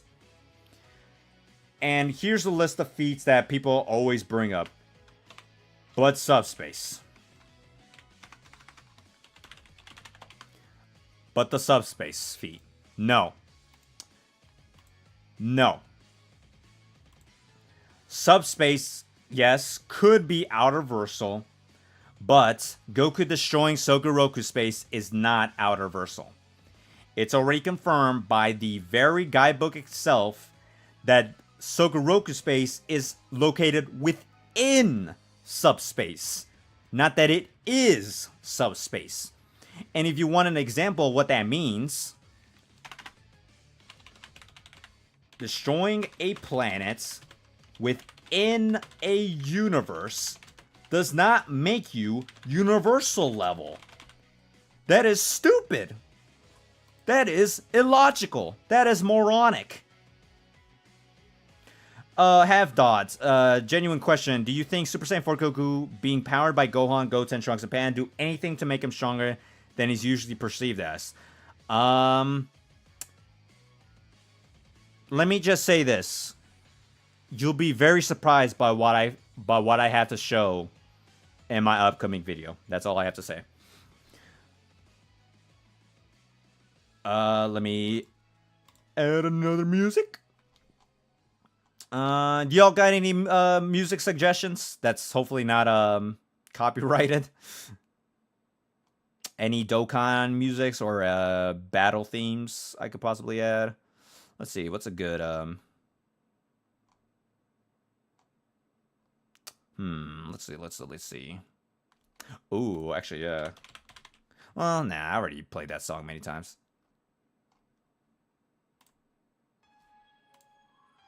Yeah, let's get some Enigma in here.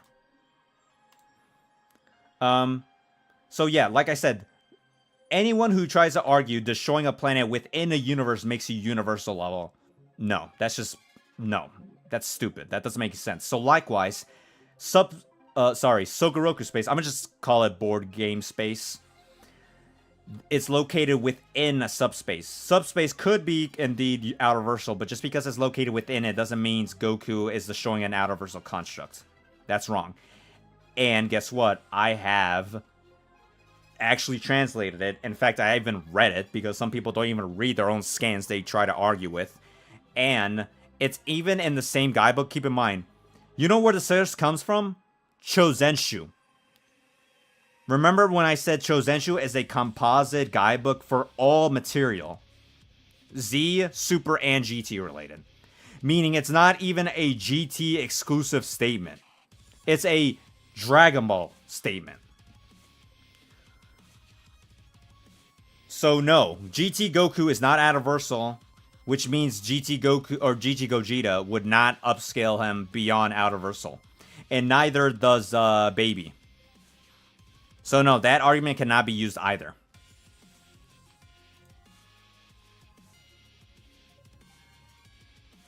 So it's like, what can you use? Like, literally, anyone on chat, give me anything you can possibly use to prove Gogeta is above Cabba. You can't use movie. Nope. You can't use the outerversal argument. Nope. You can't use a Raleigh meta. Okay. What else does he do? What else does he do that he has done, or he scales above, that GT has shown to do?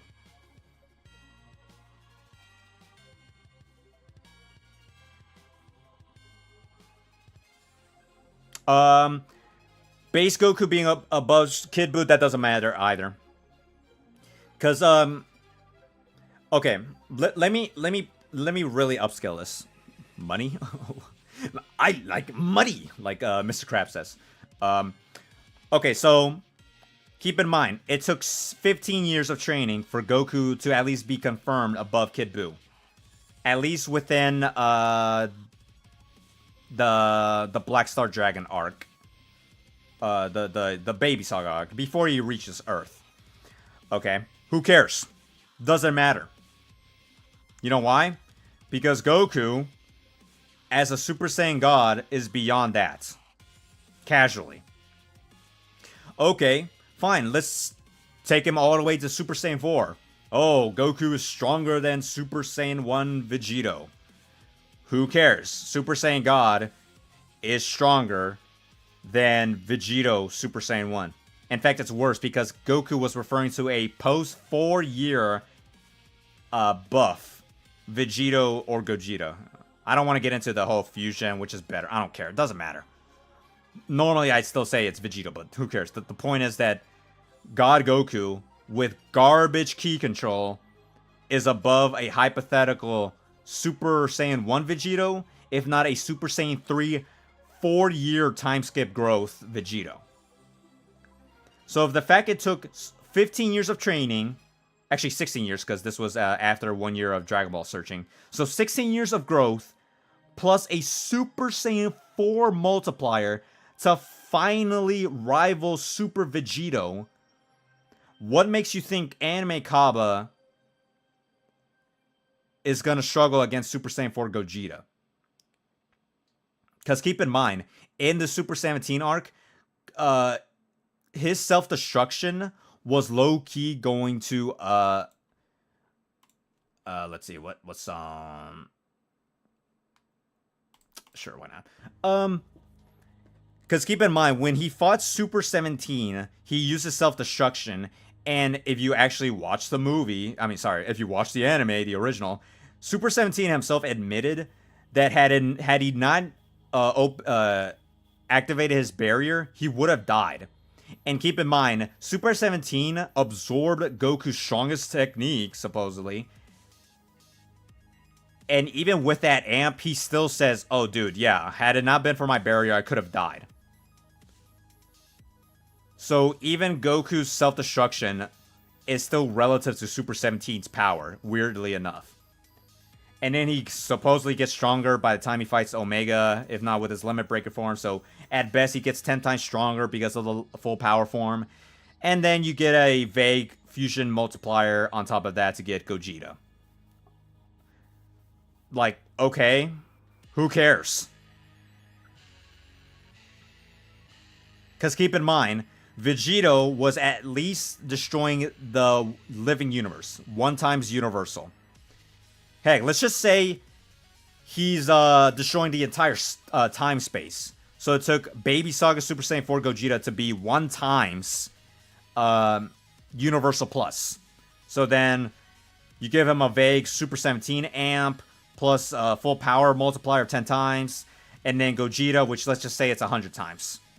So that means Gogeta's at best 1,000 times universal. So he's at least low multiversal, or basically multiversal. 1,000 times multiversal. Alright?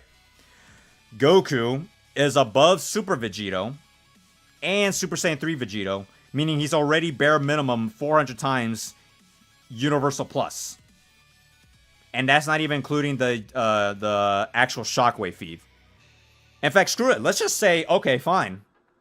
It took Goku Super Saiyan to rival his god powers to be 1 times universal plus. He gets stronger after that. He can stack the form multipliers. In fact, his base forms can rival that same power afterward with his god training and blue form. And then Cabba is 1 times universal plus. And then he gets another Super Saiyan 2 amp multiplier. And keep in mind, people say, oh, it's only 100 times. Wrong. Nope. Grade 4 can rival Grade 3, and by Battle of Gods, Toriyama confirms Grade 4 can rival the Super Saiyan 3 multiplier because of Goku's mastery of ki control can rival that multiplier. But even without that, it's confirmed Grade 3 is 10 times above Grade 2, so that means Grade 4 rivaling that form would actually be 500 times, so times that by 2, technically it's higher, but whatever. means even at the bare minimum, Cabba is actually getting a 1,000 times multiplier. So do you already see how TOP Arc Cabba, with downplayed scaling, is still rivaling Gogeta's hyped up scaling? What the frick? I'm intentionally downplaying Cabba, and he's still rivaling peak Gogeta scaling. Like, I'm trying so hard to make Gogeta win against Anime Cabba, and I just can't do it. I'm trying. I'm seriously trying, but there's nothing from the GT. Cosmology does not help him. The feats with the movies doesn't help him.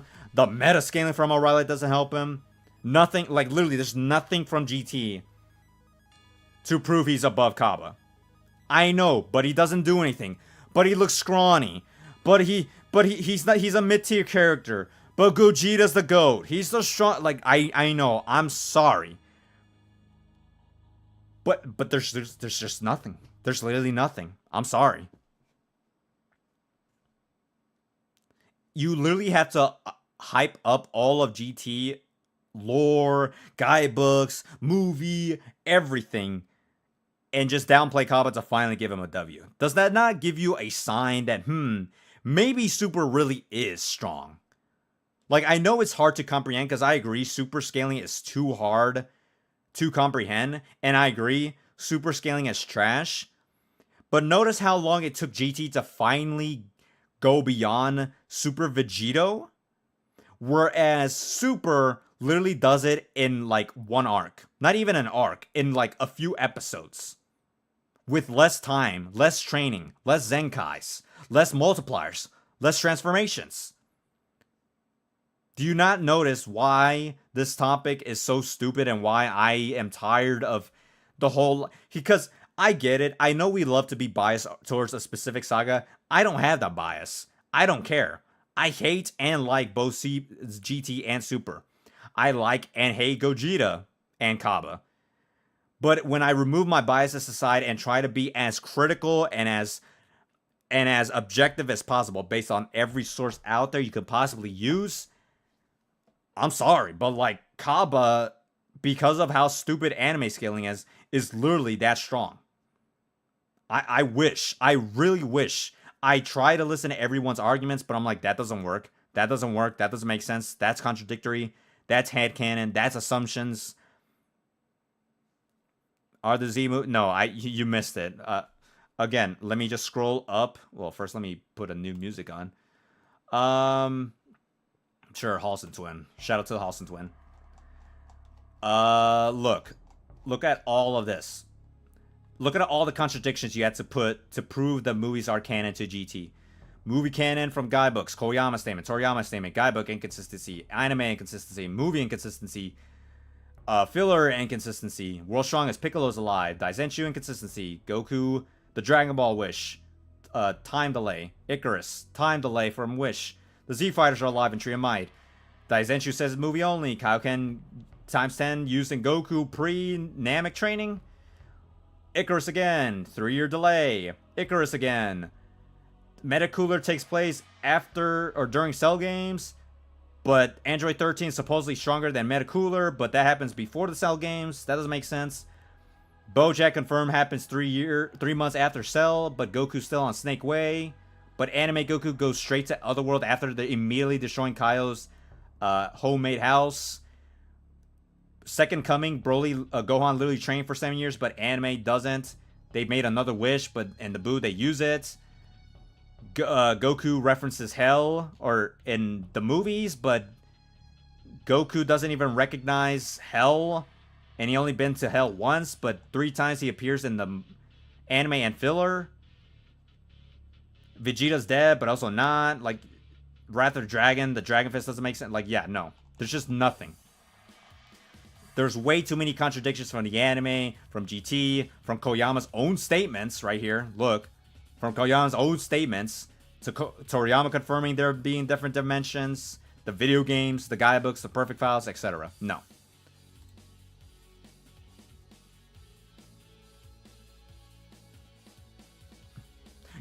What's up, Perfect Majin? You know what's funny? I'm not sure if you just showed up, but I literally did this on like live. I literally did it from memory.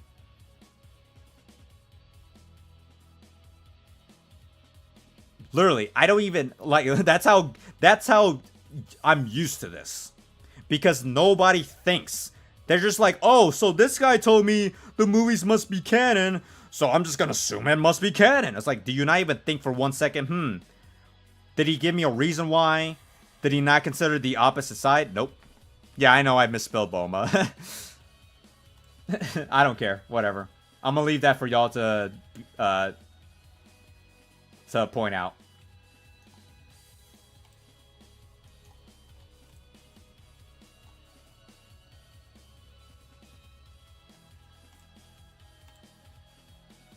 Yeah, there's nothing. I'm sorry, but I really wish I really wish I can get something out of the scaling, but there's just nothing. I'm sorry.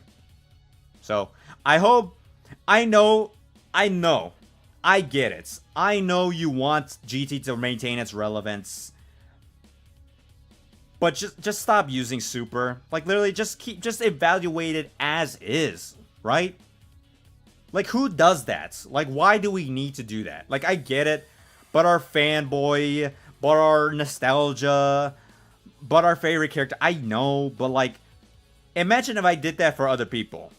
Like, oh, Naruto sucks, he's weak, look at Ichigo, he destroyed a universe, you know? Or like, oh, Spider-Man sucks, look at Godzilla, he destroys a planet, you know? Like, why? Are we really gonna have to rely on another character that has zero relevance on GT just to hype up Gogeta? Really? Like, no. Stop it. Get some help.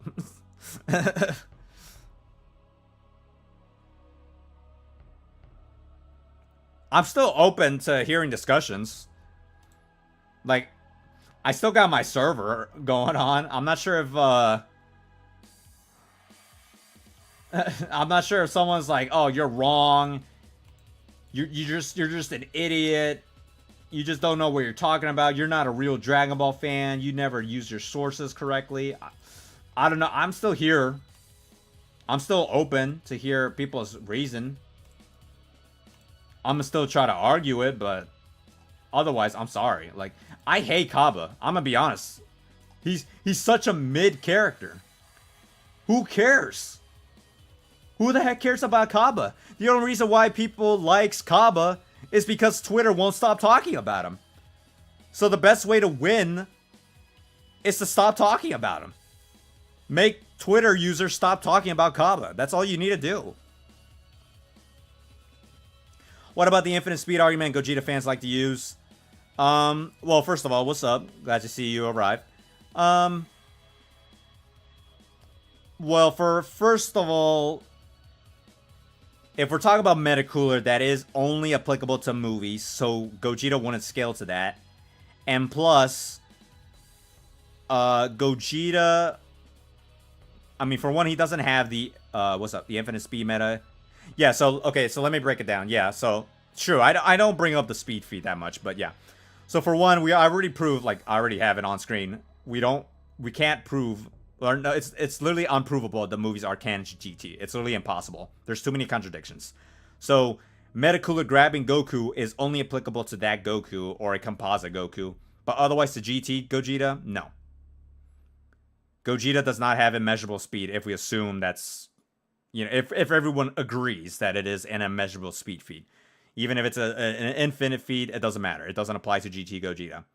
Now, that being said, what if we still allow it? What if we still say it is infinite speed? Doesn't matter. I wish that would have made a difference. It doesn't. Because keep in mind, Cabba scales to God Goku. God Goku himself can have infinite speed scaling. So, and keep in mind, Otherworld is implied to have no flow of time. Now, granted, Koyama himself says that it does have a flow of time, but not of the same, maybe level or same, how would you say, foundation as the living universe. So maybe it's a 4D otherworld, or it is in fact a 5D otherworld. Doesn't matter. Point is that if it does in fact have no flow time, then Goku by Z era has inaccessible speed, which is basically above infinite speed. Because infinite speed, sure, you can travel anywhere at infinite speed, but if time is non-existent or zero, you literally cannot move, even with infinite speed. So inaccessible speed requires you to move if you can like interact within a zero or timeless void or whatever. Let's see what other songs we got. What other songs we got? Blah blah blah blah. Gogeta, sure, why not? So let's just assume, all right, fine. Z Goku is inaccessible speed, and GT Goku scales above him, so GT Gogeta is also inaccessible speed. Doesn't matter, because Cabba scales to Goku from the anime, and Gakuku would have higher levels of inaccessible speed, so Cabba, unironically, in base form, has inaccessible speed. Via Super Saiyan to Super Saiyan 2, he'd be like multiple times beyond inaccessible speed. Because yes, just like how there's higher levels of infinity, higher levels of dimensional scaling, there's higher levels of infinite, or higher levels of speed. So even then, Cabba would likewise speed blitz Gogeta, unfortunately.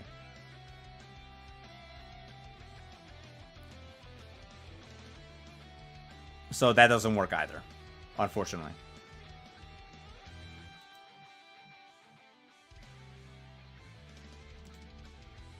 Oh, sorry.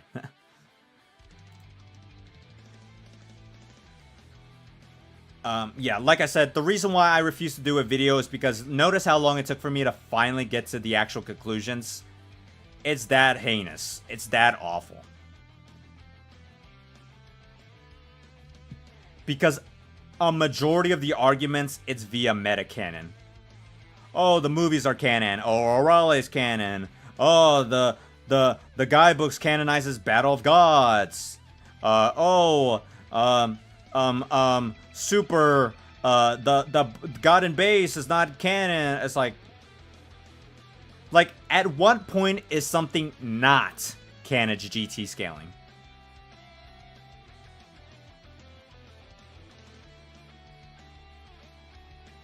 Yeah. Or, you know what? That actually reminded me of something. Another argument I've seen people say, I'll just type it down too. Why not?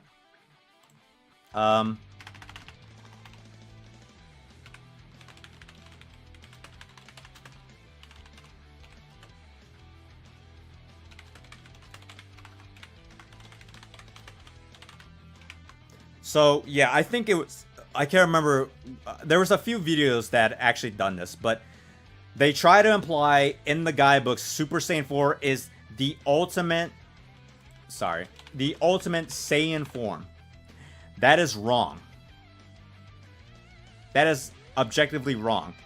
All he says, and it comes from Chozenshu again. Notice how every single source for Super Saiyan 4 scaling comes from Chozenshu or Perfect Files. It's not from an exclusive GT Perfect Files guidebook. It's always a composite guidebook. But anyways, the guidebook only says it's an ultimate Saiyan form. In fact, I'll get her real quick, in case people think I'm lying out of my butt, even though I have no reason to say that.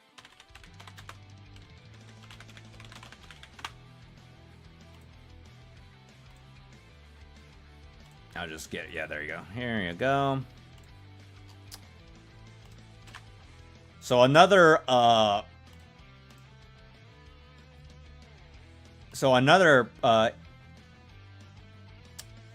counter argument or objection I have, if it wants to show up on screen, of course.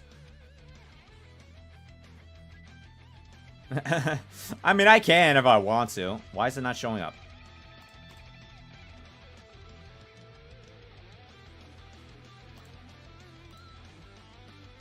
Oh, there you go. Alright. Okay, now I think I got it. Yeah, so literally from the Chojenshu, it says, an ultimate form surpassing Super Saiyan 3. But then Hermes, the god tier goat himself, Hermes, it also says in Super Saiyan God that it also surpasses or it far surpasses Super Saiyan 3. So both forms surpass the Super Saiyan 3, but people assume, oh, Super Saiyan 4 is stronger by default because it's the ultimate form, but that's wrong. It literally says it's in ultimate form. And plus, even this statement is not inherently wrong because we already proved that Battle of Gods and the movies are not canon to GT. So the forms or the lore regarding the God form has nothing to do with GT. So obviously Super Saiyan 4 is stronger than Super Saiyan 3 in the anime. So there's nothing wrong with it being called the ultimate or in ultimate form. It just means it wouldn't be applicable to Battle of Gods or Super or Heroes or whatever. It would just exclusively be related to, yeah, it would just exclusively be related to GT only. Because, yes, I can't remember who, but I did see some videos regarding GT versus Cabba, and some people legit use this argument, which is stupid.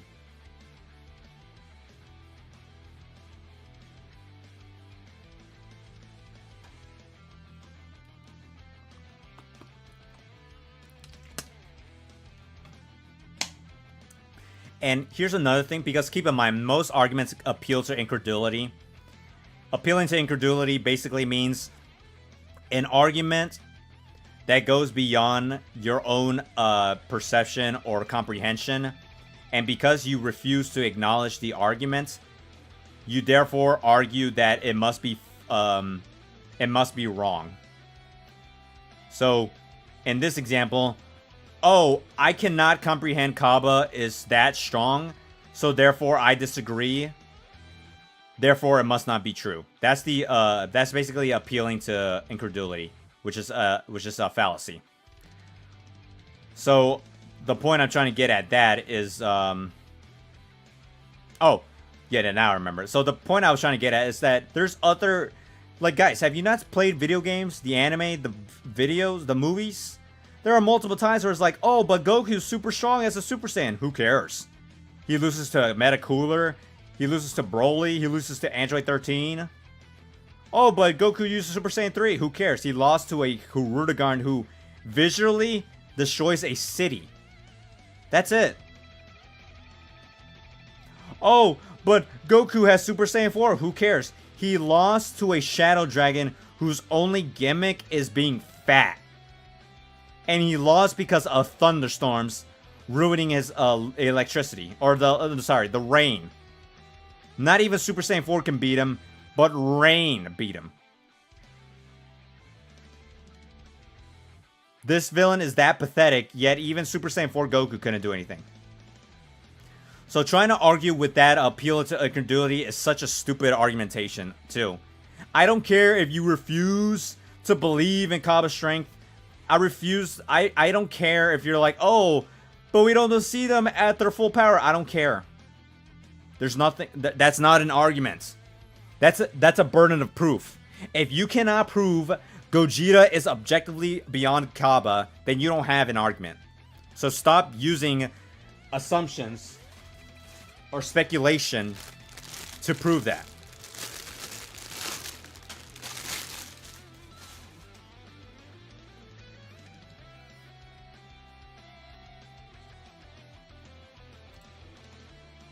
Anyways, I think that's the most I've got in terms of, I think that's the most I got to say regarding this entire stupid meme conversation. So, if you ever have any friends who are stupid, who just want to be educated, redirect them to my live stream, alright?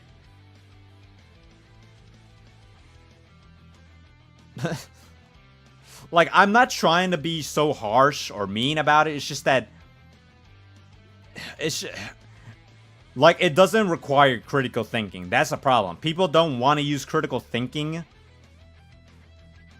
and just assume that, oh, I can easily prove it by not proving anything.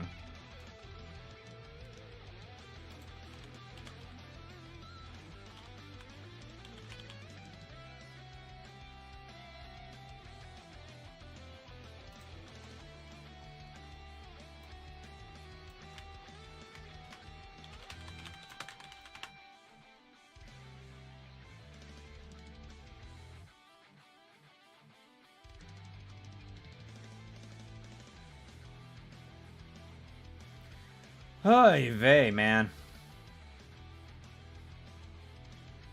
And you know why I'm so good at this? It's because it's the same repeated arguments over and over and over again. Nobody can make a new, fresh, original arguments that at least it's coming from something. You know, something that makes sense.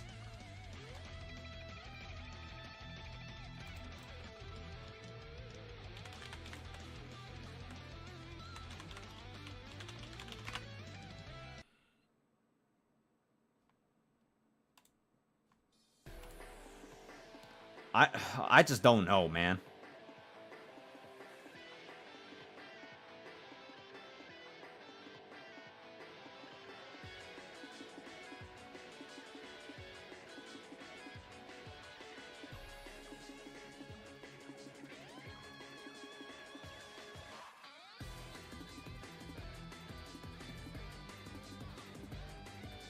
Yeah, nah. Oy vey. Anyways, I'm gonna still keep the discussion alive, but otherwise I'll just continue talking about something else. I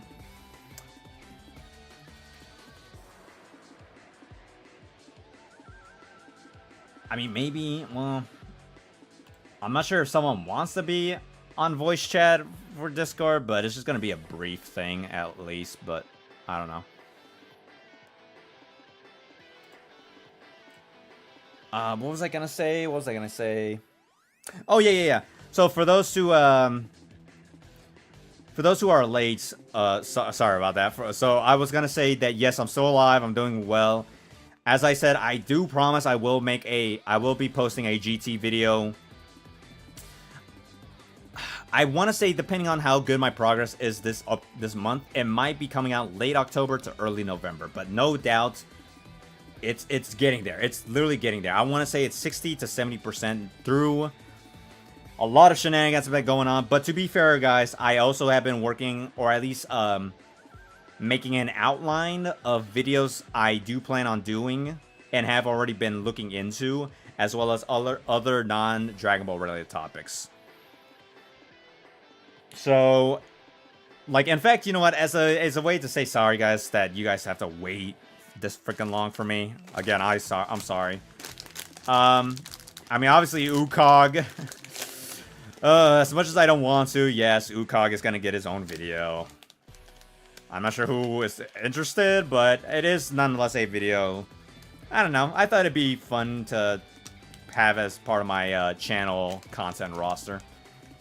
Again, it's free real estate. I'm just saying. What's your stance on power scaling? Do you think it's best that one doesn't take it seriously nor do it too much? I once met this guy who would power scale out of nowhere and his brain was rotted. But he said power scaling he had been doing it for so often. See, the problem is with power scaling is people think that's the only form of... not form of reference, but form of quality control or quality evaluation, quality review. No, don't do that. Like, first of all, if you're gonna only watch a series for the sake of power scaling, why? Like, dude, that's boring. That's lame. Like, actually enjoy it for what it is, and you can power scale. Like, you can do both things. Or you can hate it and still power scale. But, yeah, because power scaling literally relies on understanding the story. If you cannot even understand the story, why bother power scaling? And keep in mind, people, like, often... I mean, obviously, it is in the definition, but it's like, power scaling is not just from power. You can also be, like, skill versus skill, speed versus speed, intelligence versus intelligence, experience versus experience, you know, all that type of jazz. And obviously, we don't use power scaling to determine what must happen in the story. We just use it as an explanation as to how things play out. You know, I don't use power scaling to say Goku's out reversal. We just say, why is he out reversal? Well, Goku did this, he did that, he did this, and did that. I never say, oh, Goku's out reversal because my opinions, because he's my favorite character, because because the cool factor though, and Cabba's a midget, so he must be He must be like below average human level. Like, you know, that's the type of thing. And to be fair, if you see those type of people, just stay away from them. I don't know. Like, you don't... Because there are people who aren't even there to debate or discuss. They're just there to, like... I don't know. They're just... They just love living in the echo chamber, so... Don't waste your time with them. They can keep yapping for all they want, but yeah, just don't bother with them.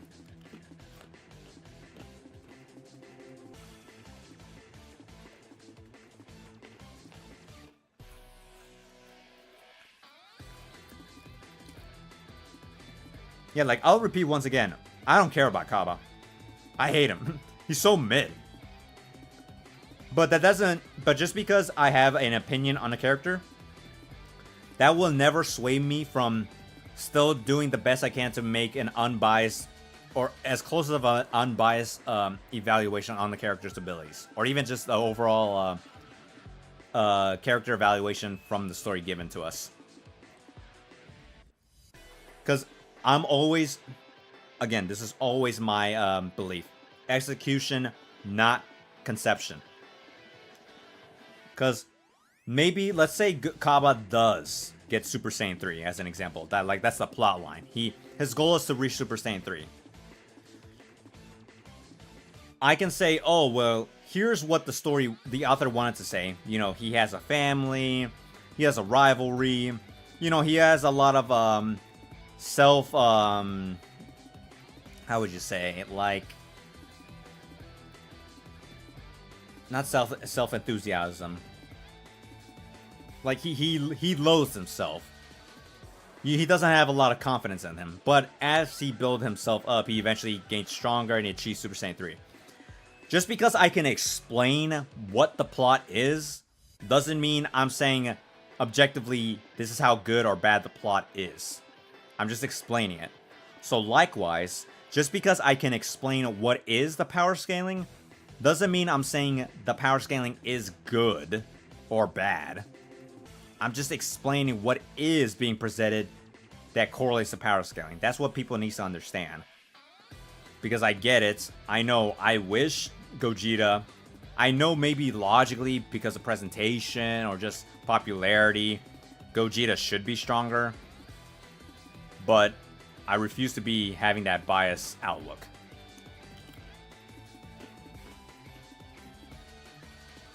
Sorry, I'm eating my pretzels, bro.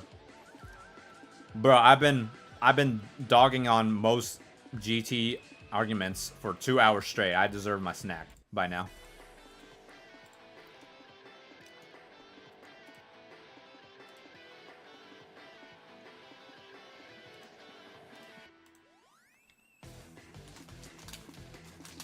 And here's the other thing. It would be the same in reverse.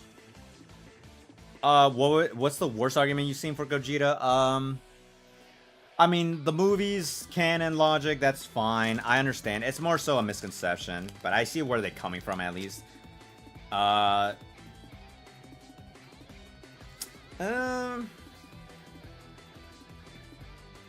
worst? I mean, I kind of want to say the Arale meta scaling.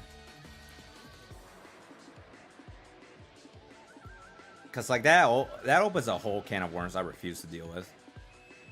Because, like, as a reminder, you all do know Neko Majin is technically canon to Dragon Ball. Like, are we going to prove that is canon? The other issue is, again, it always relies on association fallacy. Like, you can just say, oh, remember when Goku appears in Sonic? I guess this random cameo Goku must scale to Sonic just because he appears in there. Or like, oh, yeah, Gogeta appeared in Marvel because he was name dropped. So Gogeta just scales to Marvel because of that. It's like, no, that's stupid. That's why I'm saying it's like, it's a lot of weird arguments that just doesn't hold any weight to it. Oftentimes, a lot of these arguments are misconceptions or just people not freaking reading their own sources. So that's why, at least I'm willing to let those pass. But yeah, like the whole Arale thing, that's kind of ugh. The Super Saiyan 4 I can sort of see, maybe, but it's like, eh.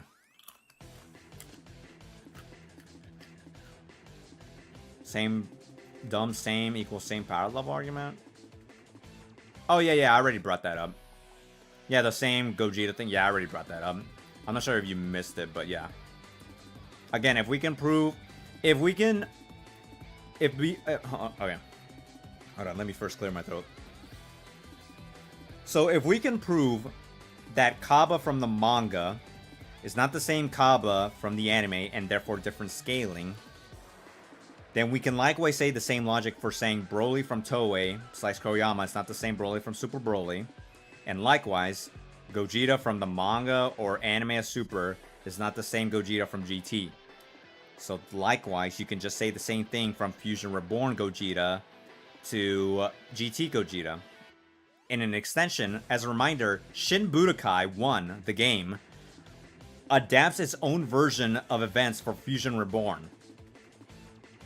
Just because Gogeta appears in the game does not mean he scales to Fusion Reborn Gogeta when they're literally adapting to the same storyline with entirely different circumstances and events and feats and lore. So there you go. What's up, Redhead Henry?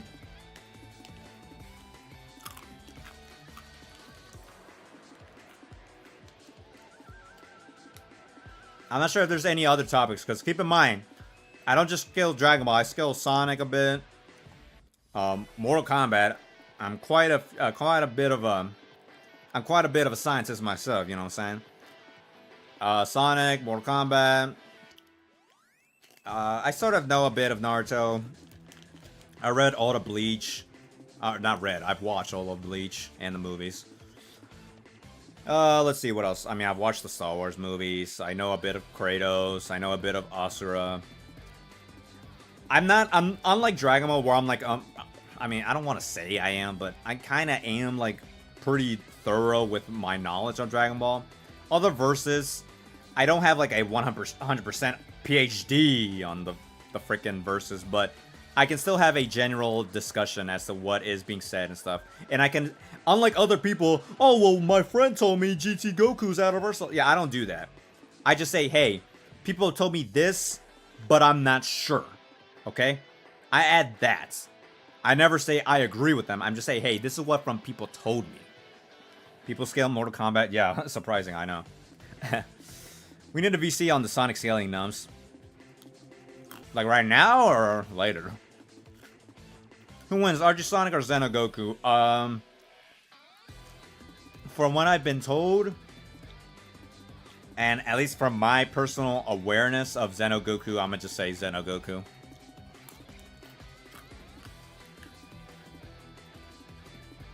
Cause I'm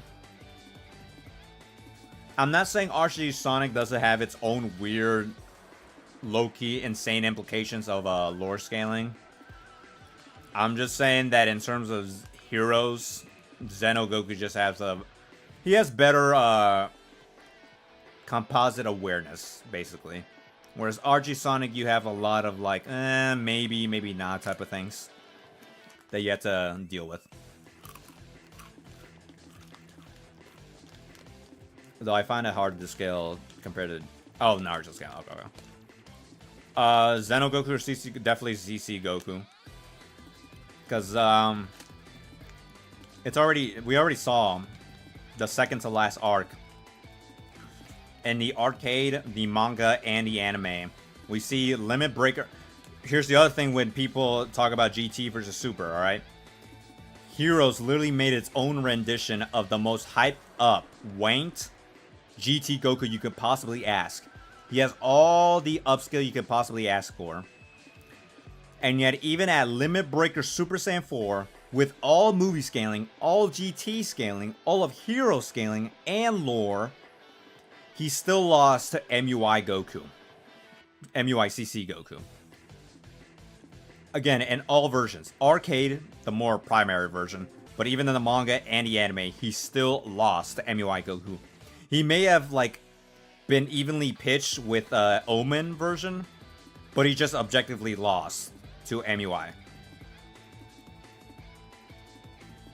So, if the fact that even the most hyped up version correlating to GT Goku could not beat MUI Goku just shows you that, yeah, Super in the hands of Toei, Bandai, Namco, every staff imaginable related to Heroes or just Super related material, including Heroes, they just want to prove that, yes, Super in some and many forms is above GT.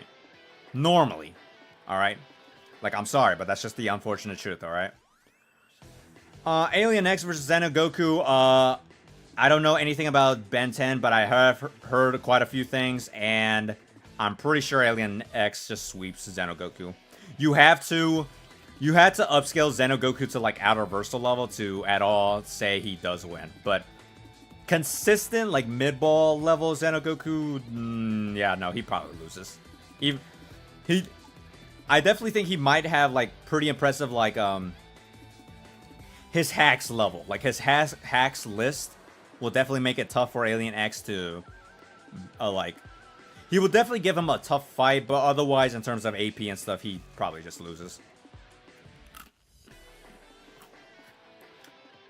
People say Archie Supersonic is invincible when he's... Yeah, now Archie Supersonic, or just Supersonic in general, it's never been... He does have invulnerability hacks, but he has many instances of actually getting damaged or getting bypassed the invulnerability. So yeah, don't worry. Yeah, otherwise that'd be a no limits fallacy.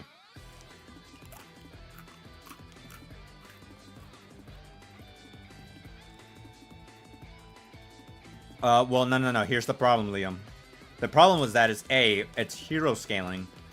Secondly, it's already confirmed by Toriyama that through the more better your key control is, the better you can master the forms to reach higher multipliers than their initial appearance.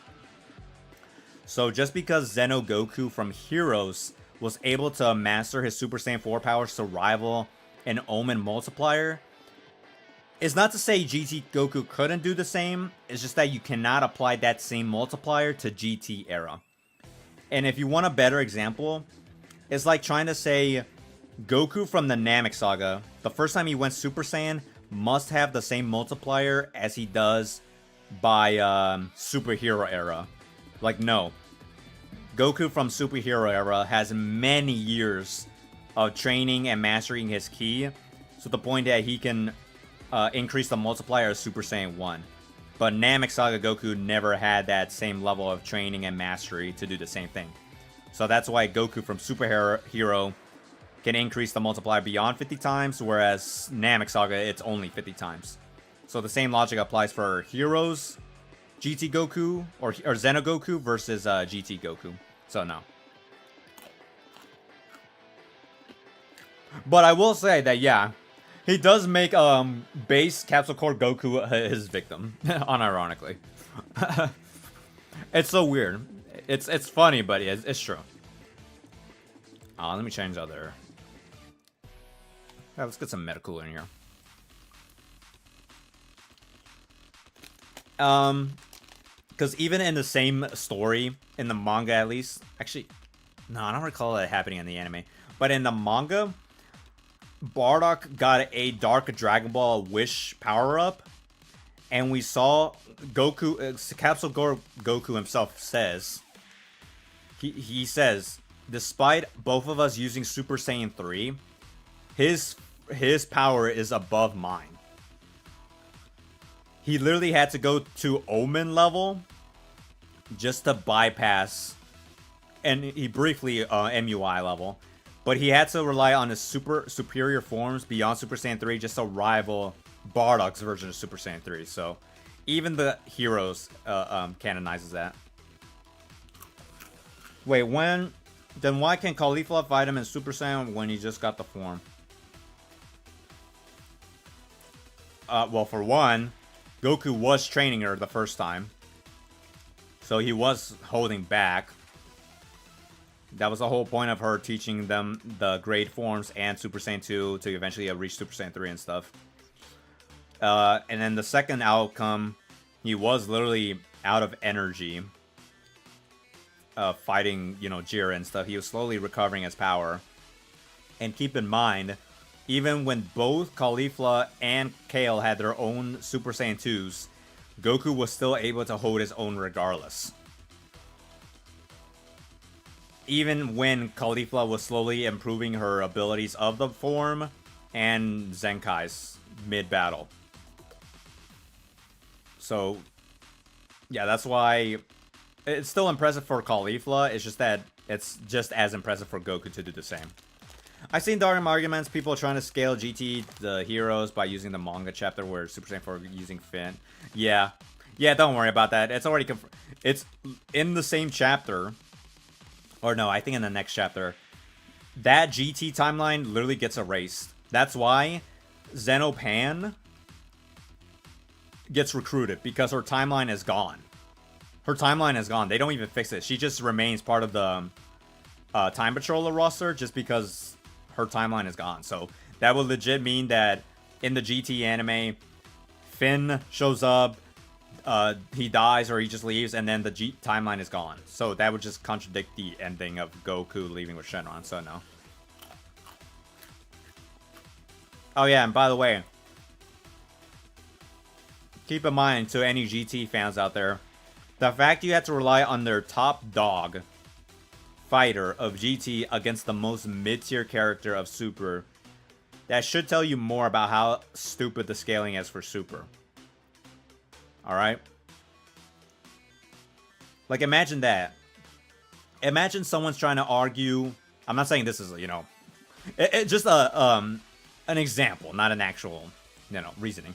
But imagine if someone tried to prove that Ichigo is some multiversal buster, you know? And unironically, people had to genuinely argue Cyberman could low-key beat him. Like, ignore the topic itself. The fact you should really think hard that maybe Cyberman, the most fodder enemy in Dragon Ball, could low-key throw hands against a multiversal destroyer, doesn't that make you think that, maybe Dragon Ball scaling is just that stupid? Or even, like, say, Marvel. Like, don't you think Goku, the most powerful character in Dragon Ball, is not even gonna go up against, like, 13-dimensional beings or outer-versal beings in Marvel? Or, like, I don't know, Sonic? Like, it's so dumb. Like, I'm not saying it should prevent people from having a discussion. I'm just saying, if your only goal or intention is just to downplay Cabba, or to make super haters or super fans mad, don't bother. Like, it's like we know, all right.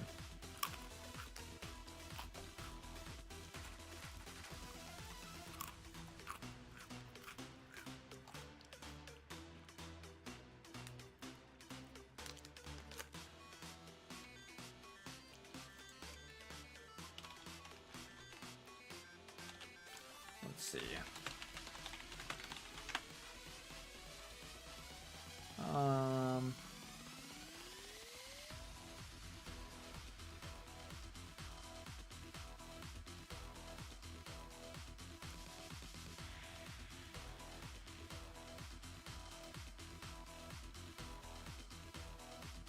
Let's see, what's a good song? What's a good song?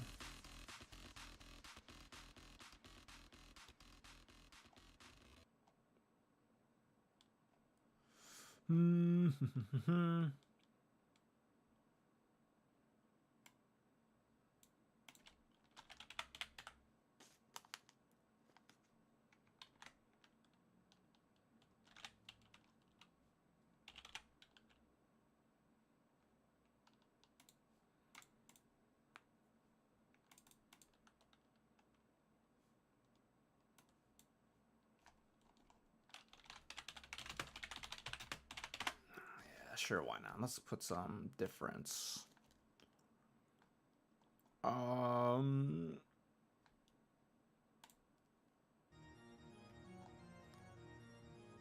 Nah, that's fine. That's fine. Whatever.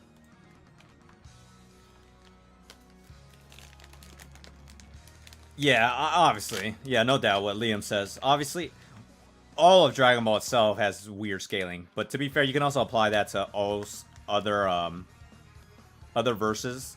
It's just that I just don't like the fact that people use that argument to deny a discussion to begin with, because that goes against the whole point of having this what if matchup.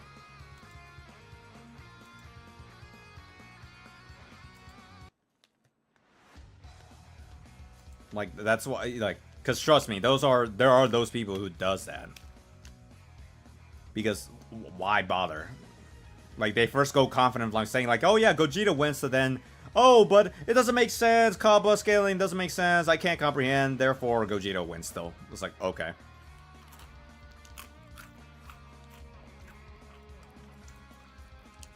Oh yeah. I'm so sorry. I just remembered. Perfect Majin. I'm so sorry. I totally forgot about your question. How did I feel about the death battle coming out? I'm gonna be honest. I don't care. I've always been a death battle hater, or a death battle critic, more specifically. Like, I'm sorry. I just never been a. I just never been a huge fan of death battle. Like, my Sharingan awakened when the Goku vs. Superman came out. And keep in mind, it was thanks to that video I became aware of scaling. Because I knew their logic did not make sense. Now, I will say, though, I'm sure y'all are going to be excited when I eventually do a Bardock video. Because, oh man, there's some nice things I can definitely talk about him. He's a character I'm definitely excited to talk about. I'm definitely going to give him the proper respect he deserves. But the death battle itself, I don't really care. I mean, I'm mostly on the same boat as everybody. I just care about the actual animation. I don't really care about what they have to say.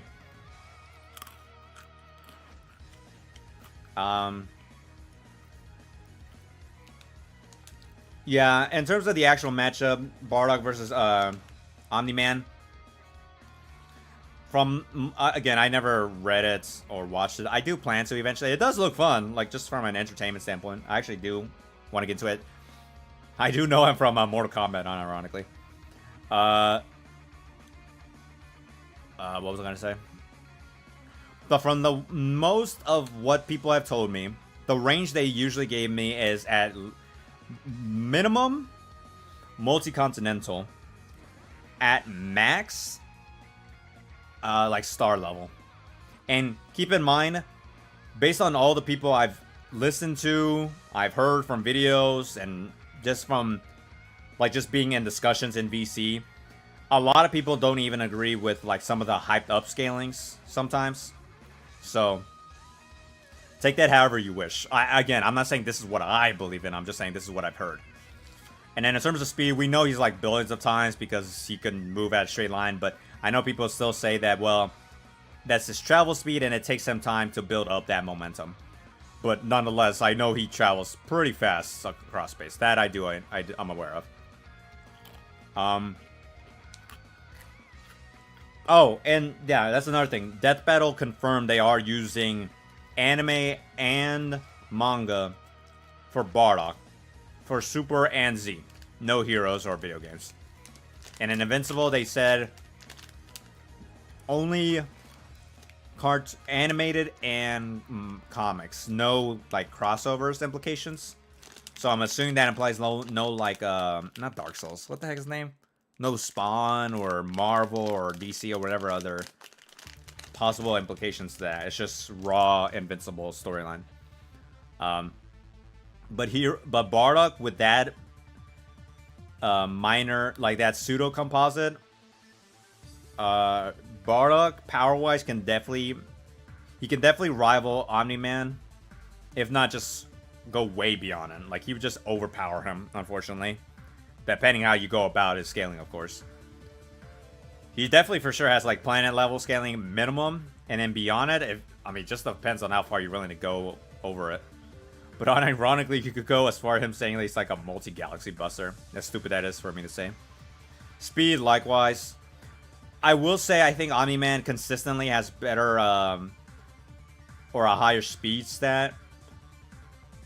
But if you do give him the whole pseudo composite thing, then Bardock can, again, through certain argumentations, can actually scale relative or above Omni-Man. Even if we assume Omni-Man can combat attack the same as his travel speed. Yeah.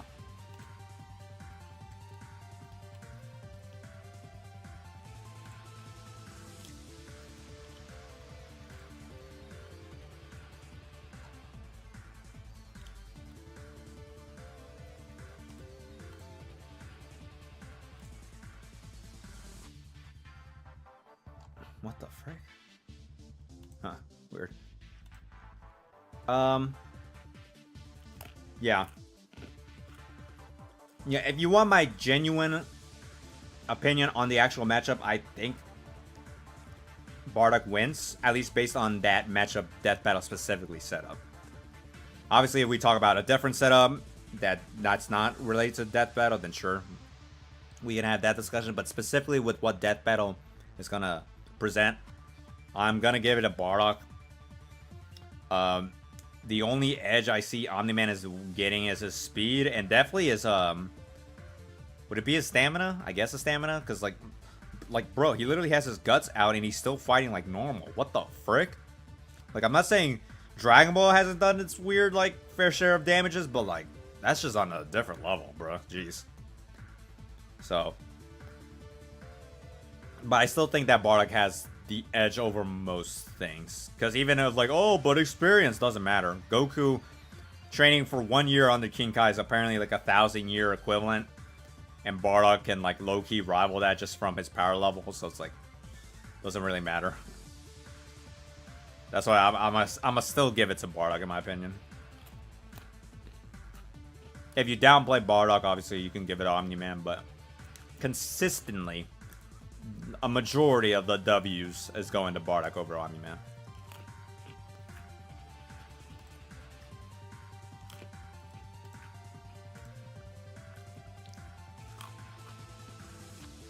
Oh snap. The perfect margin join my Discord.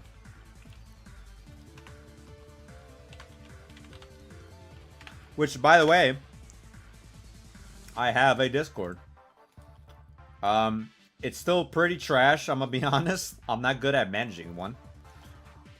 But I don't care. People keep asking me about it, so I'm like, you know what, fine.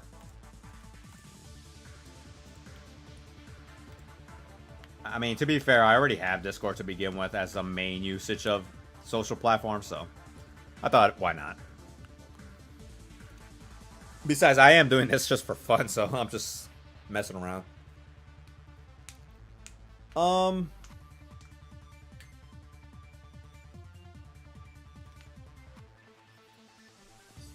Yeah, I hope that, considering my video is going to be GT related, at least I did give you guys a full live stream breakdown of GT scaling, surprisingly. So, a lot of the things I am going to say, or have said in this live stream, will be kind of, like, maybe not word for word, but pretty much repeated in my videos.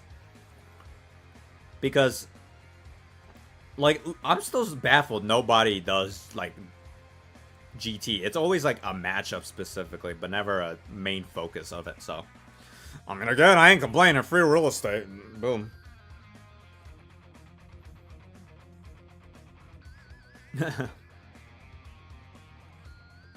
Oh, snap. Rapid Cougar 3 subscribed.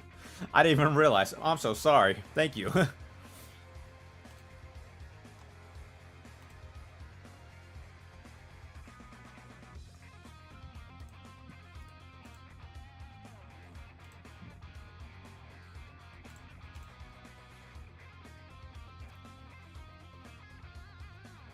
Yeah, I can definitely, those two I can definitely confirm. I know for a fact I will be doing Bardock.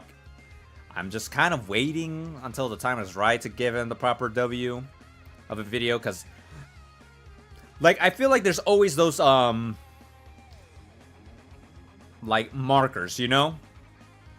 Like, with my channels, like, Janemba is a marker, Crueler was a marker, Broly is definitely going to be a marker. Like, I always want those specific video. It's not to say I don't put effort equally for every video I've done.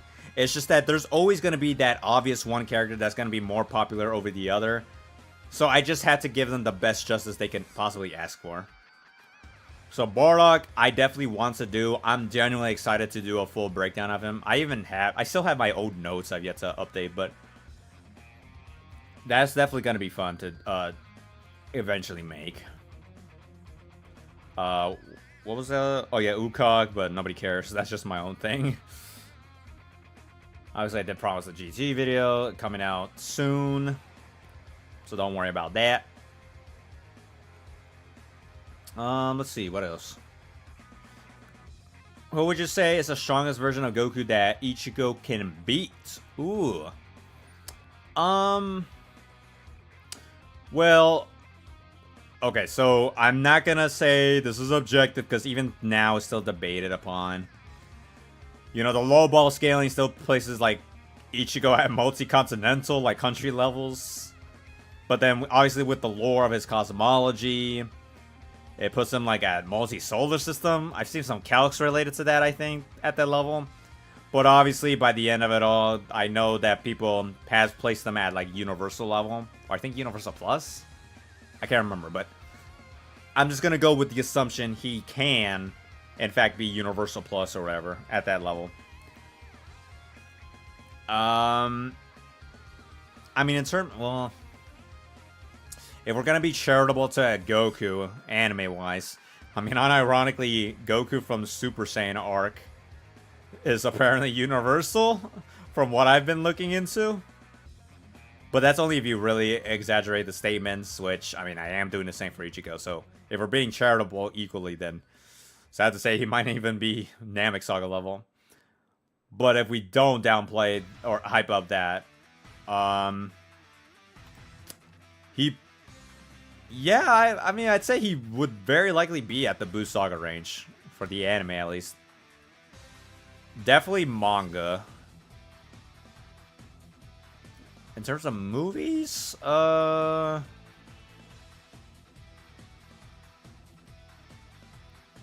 mean, I think,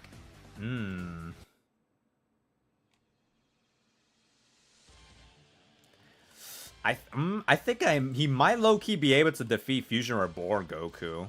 Maybe. What's good, Tortoise? What's up, Machi? Oh, yeah, no, I already say hi to you.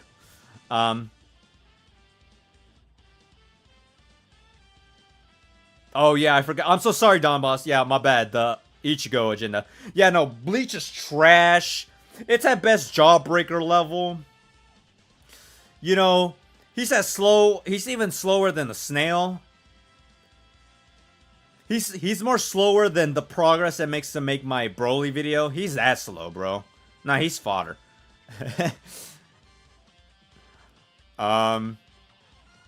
Is there any other versions I could think of? I mean, video games. I mean, he might be able to beat like Shin Budokai Goku, I guess. I don't know.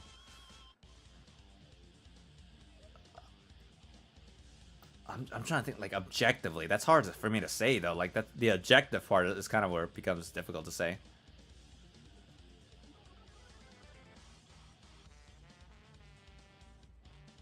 Yeah, I don't know. That's kind of tough because it's very precise to say. But yeah, that's probably my choices, I guess. He's still pretty going up there. Like, I can assure you, he can beat up most of the movie versions of Goku. Movie 1, fodder. Movie 2, fodder. 3, nope. Movie 4, nope. Movie 5, nope. Movie 6, definitely no. Well, maybe you can give him the edge in terms of the speed feed from Metacooler, but nah. Super 13, nope. Bojack, heck no. What's after that? Wrath of Jack, yeah. Yeah, like he beats up most of the movie Goku, so that's actually pretty lengthy for Ichigo's victims. What's the most cancerous debate? Kid Buu or Buhan versus Buhan, or Broly versus Janemba?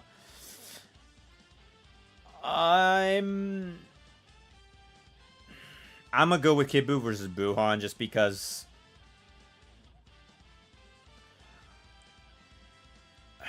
Because, I guess the reason why is because at least with Broly and Janemba's just one movie and it's all done. And Broly has multiple films and that's it. And it's more so just lore versus lore at that point. Well, I mean, it's lore versus lore, but also feats versus feats. But either way, you get what I'm saying. But with Kid Buu, it's like everything else. Because you can include the super lore retcons. You can include, the Koyama statement. You can include Toriyama. You can include a bunch of other things. The anime, the manga, there's a lot more you have to talk about due to the extension of those characters, whereas those two are just movie exclusive. They're both up there no matter what. It's just that I would say the Buu topic is more cancerous.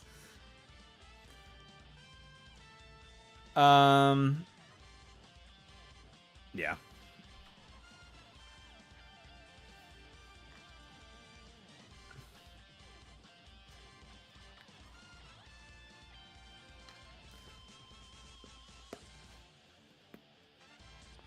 Oh man.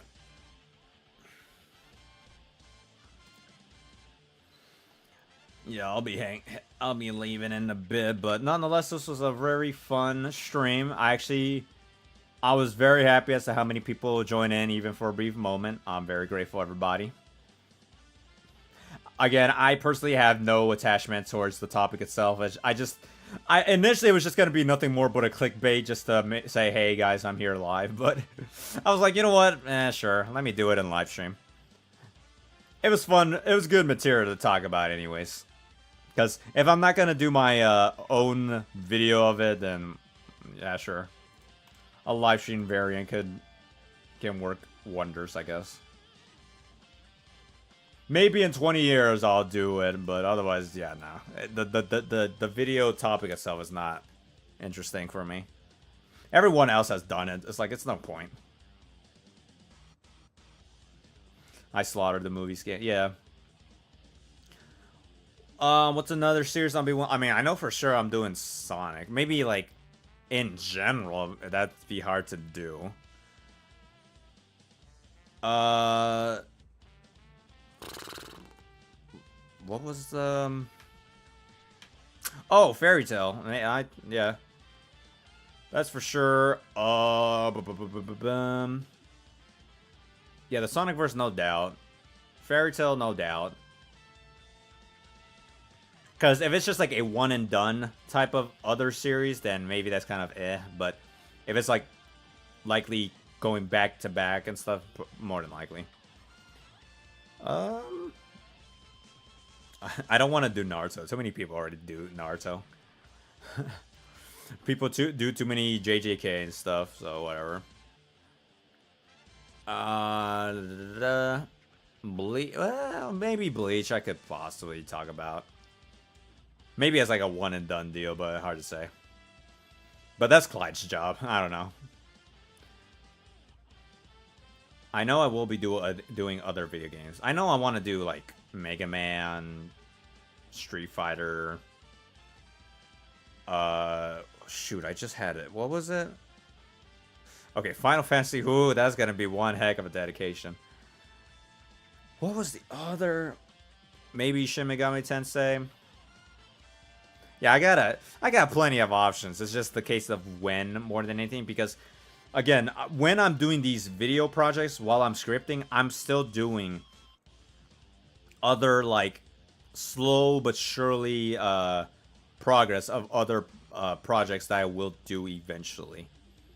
That's why I still need time to read the Archie Sonic comics, because A, I've never read them all the way through, but also because I not only want to just know the story, I want to, just because I do call myself a fan, I want to actually know what happens, but also I want to be thorough with any, development as I read the story, how things has changed as the writing progressed over the years, and see if, how has the scaling evolved as each issue gets released, or as I keep reading them. So that's why, and especially when it's 300 issue plus with everything else, no duh, it's gonna take me a bit of time to take a huge amount of effort to make sure I'm not, misunderstanding a statement or misunderstanding a character dialogue, if I didn't miss a guidebook or an interview from the writers and stuff. So that's why it's like,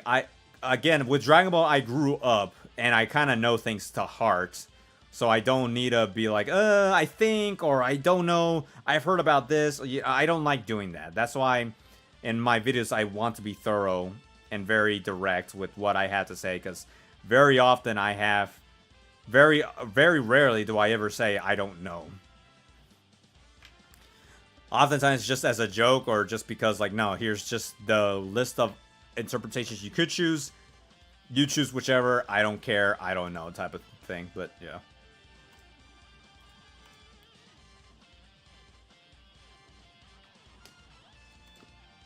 What else?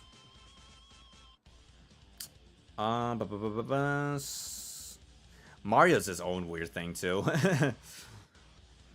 Yeah, hey man, Mario. That's gonna be one heck of a video for me to deal with. Bro, you thought Broly was gonna be weird. Oh man.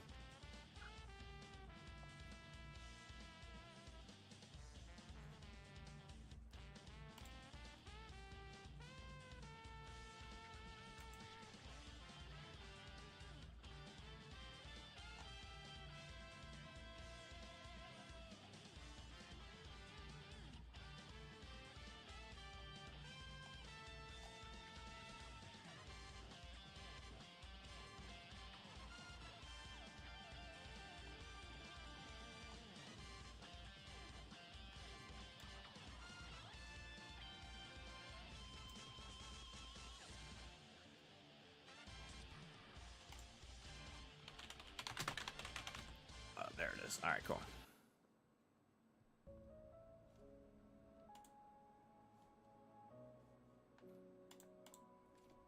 Kirby's game. Oh yeah. How did I forget Kirby? Gosh dang it. Yeah, I forgot about Curly. Yeah, I'm definitely gonna do Kirby, and that's obvious. Yeah. Daima, will I make a video about it? It depends. It just depending on if there's a good amount of material to talk about. Otherwise, it's just Buu Saga Goku, but a little stronger. Like,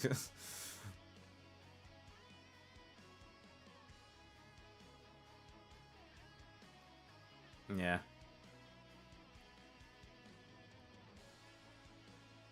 Because, as far as we know, it's at least after the Buu Saga. Obviously we know the Kais are defused. Apparently there's some rumors that they're gonna defuse by one of the cast, and then somehow they're gonna fuse back into Kabito Kai to justify them being Kabito Kai by the time Beerus wakes up, because it was confirmed that there was a 4-year time skip, so maybe before the end of Daima they fuse back. I don't know. Maybe it can in fact just be its own timeline again, its own separate reality, therefore its own different continuity. So maybe, who knows? But I know for a fact I will be having to contend with other people talking about the character or the version of Daima Goku. So, yeah.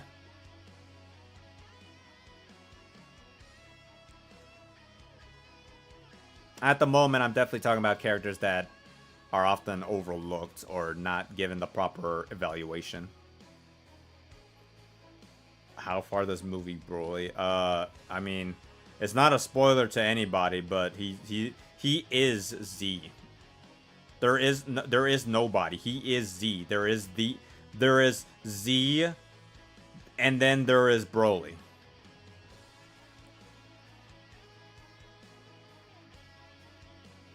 Oh, you recognize the OST? Yeah, it's a banger theme in my opinion.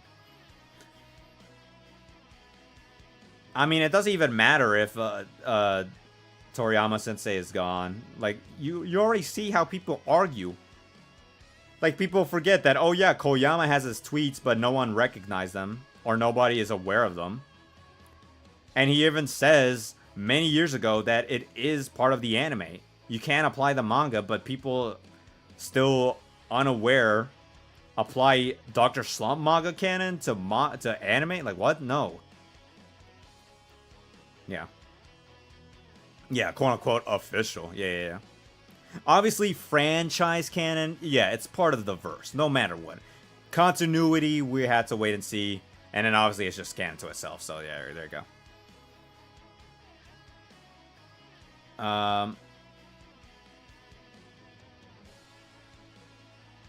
Oh, yeah, no. The anime does never say... Well, actually, no. Sorry.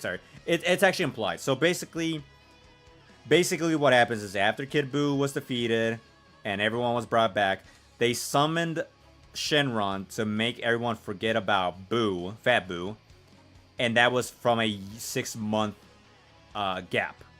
So that's why, at least for Super anime, or even just the manga, we at least know for sure that the first episode happened 6 months after the Buu saga.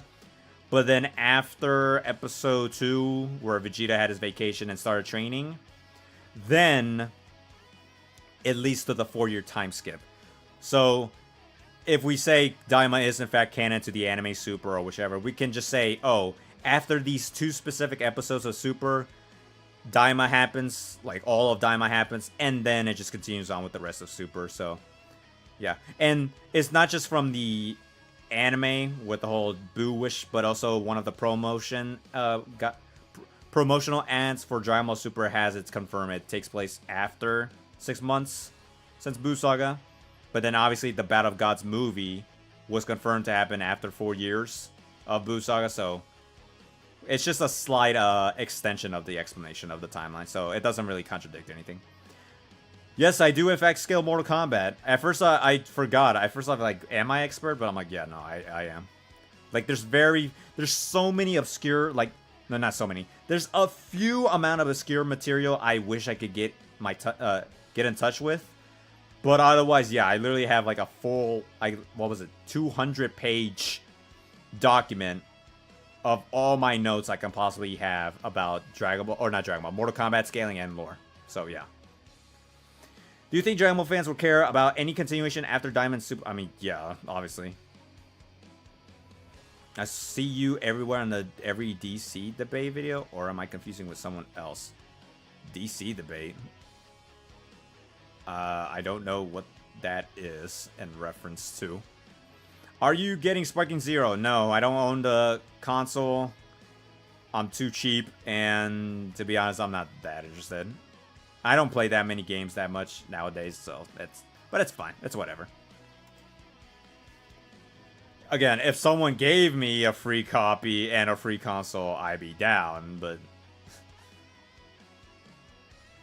otherwise, it's fine.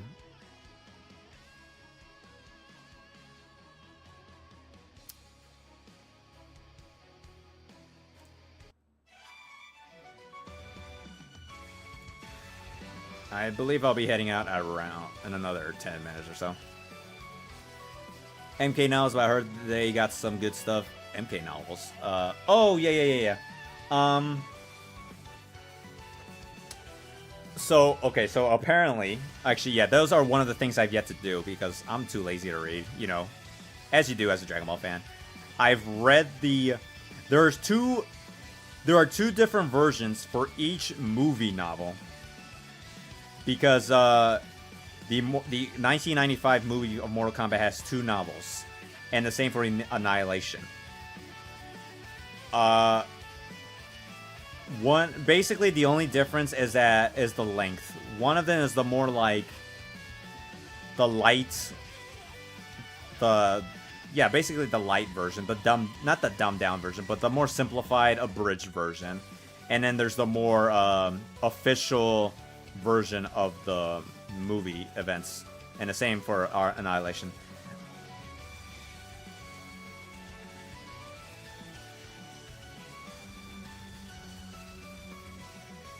But yeah, so I have read one version of the MK1 movie novel, and the same for the Annihilation. Now I have to read the other version.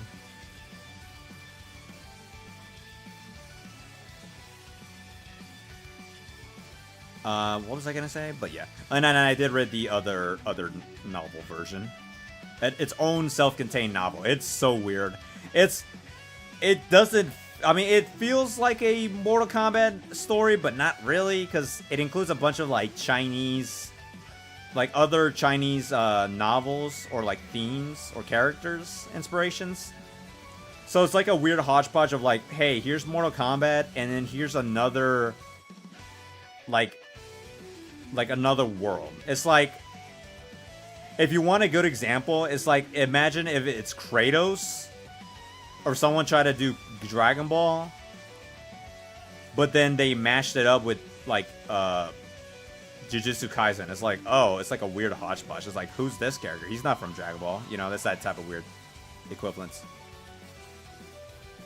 Hot take cooler, Broly. I mean, that's just facts.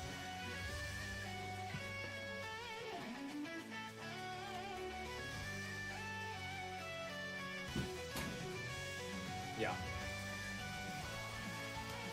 Do I know anything about SMT scaling? I mean, other than what I've seen from playing Persona 5 and looking into Persona 4 and 3, and obviously the whole metaverse scaling. I don't know everything, obviously, because I know there are novels of Persona or Shin Megami Tensei in general. There's obviously plenty of video games regarding to Shin Megami Tensei.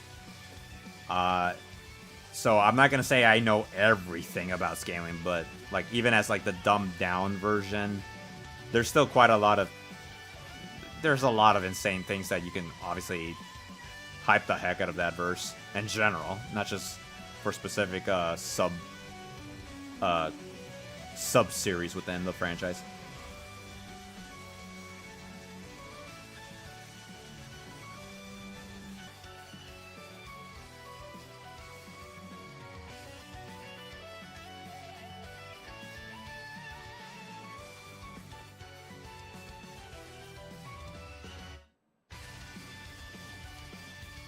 Let's see, what else is a good theme?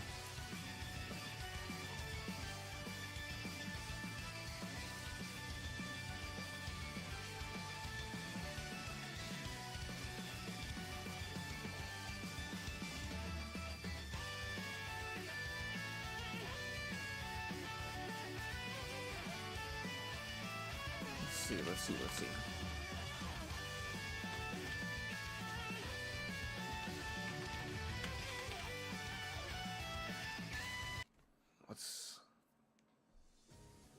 Oh yeah, this theme, heck yeah.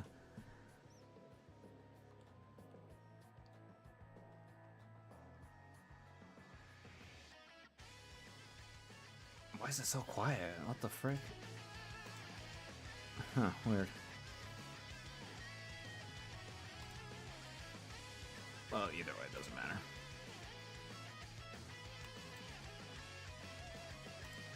Yeah, but I hope you guys have fun. I hope y'all enjoyed my massive rant regarding this entire stupid topic, because I know probably people would have asked me about it more than likely. So, which of the two Sub-Zeros would win in 1v1?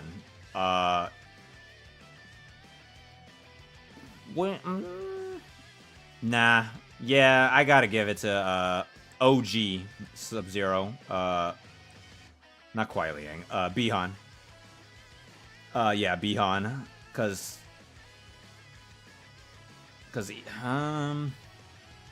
yeah, no, he is the original Sub-Zero, basically. Like, he does more. He has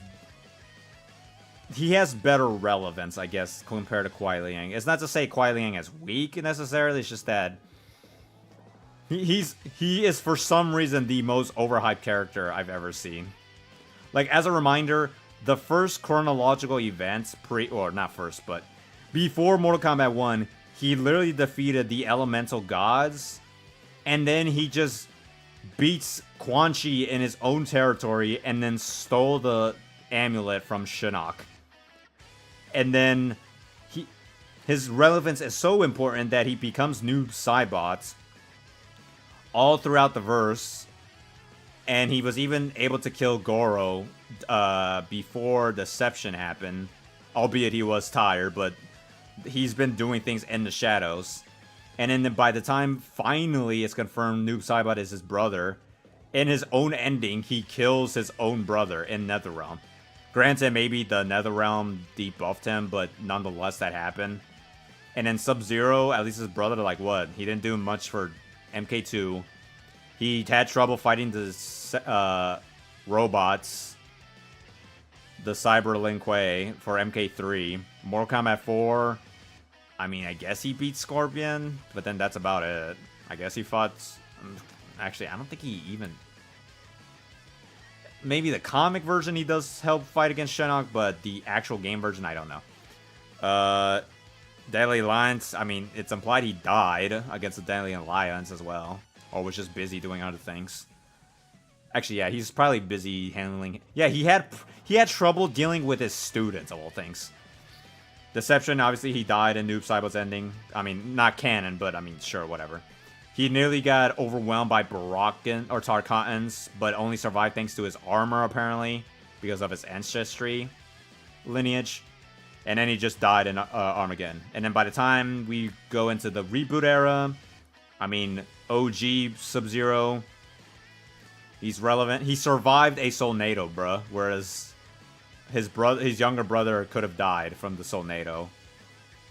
He gets an amp from Chronica, and then especially currently, by the reboot of Liu Kang specifically, he literally beats down almost everybody. He beats down Ermac, and Ermac beats down Reptile, Baraka, nearly everybody.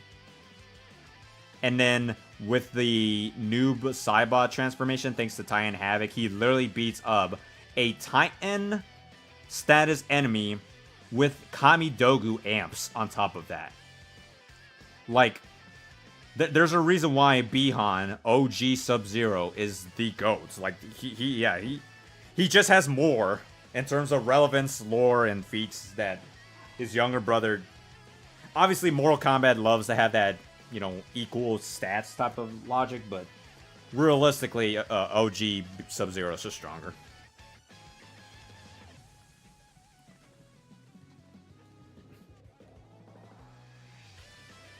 He had help from smoke. Yeah, pretty much. And that might be true. He did. Kuai Liang does beat Scorpion, but even Scorpion has his own different feats over time. So I still give it to Bihan regardless. In fact, yeah, you know what's good? Yeah, Noob Saibot has the better drip. Like, I'm just being honest. He has the drip compared to his younger brother. For some debates, yeah, sure. No problem. Actually, oh, no, I already answered that question. Okay, never mind. Also, I cannot pronounce that name, but I'm just saying Jay. Thanks for tuning in. Yeah, I'm also about to head out in a bit. Yeah, 3.5 hours. Yeah, that's good enough for me. Yeesh. I'm just glad I was able to give you guys an update. I'm doing fine. The family's doing fine. Obviously, I'm making work for multiple projects, at least getting them out of the ground or whatever. So yeah.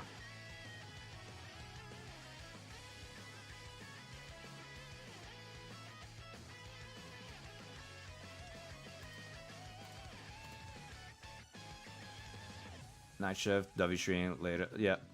Well, thank you very much, Junior, for the super chat. I appreciate it. I hope you enjoy the rants for Gogeta, so if you ever need more ammo, I got you.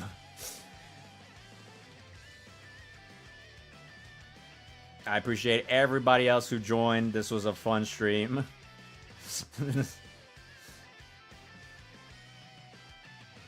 Don't worry, when the video When my video of wow. When my upcoming video of Gogeta is out of reversal, bruh, that's gonna change everything.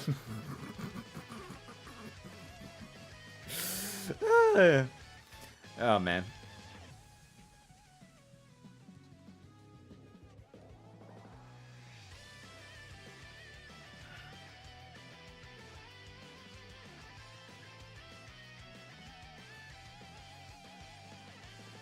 Yeah, I was considering reacting to some of the videos, but there's too many. There's like 6 already, at least, for Cabba versus Gogeta. Maybe I can do a part 2, but otherwise, by the time I do even live stream again, the topic is probably going to be dead by then, so nobody's going to care. I'm just going to bring it up. I'm just going to bring up old wounds at this point. Although I will say, it is sad to see that the topic just brought up the worst out of people. People who just don't know how to debate, people who just don't want to have a nice, respectable discussion, because there are people who are willing to be respectful. There aren't people who have like a specific agenda or, you know, it's not like they're gonna get anything out of it, but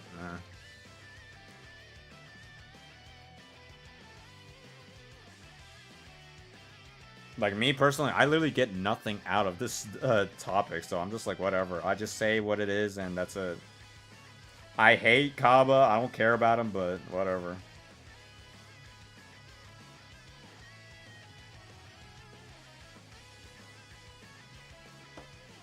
Light versus Lelouch? Ooh. I mean,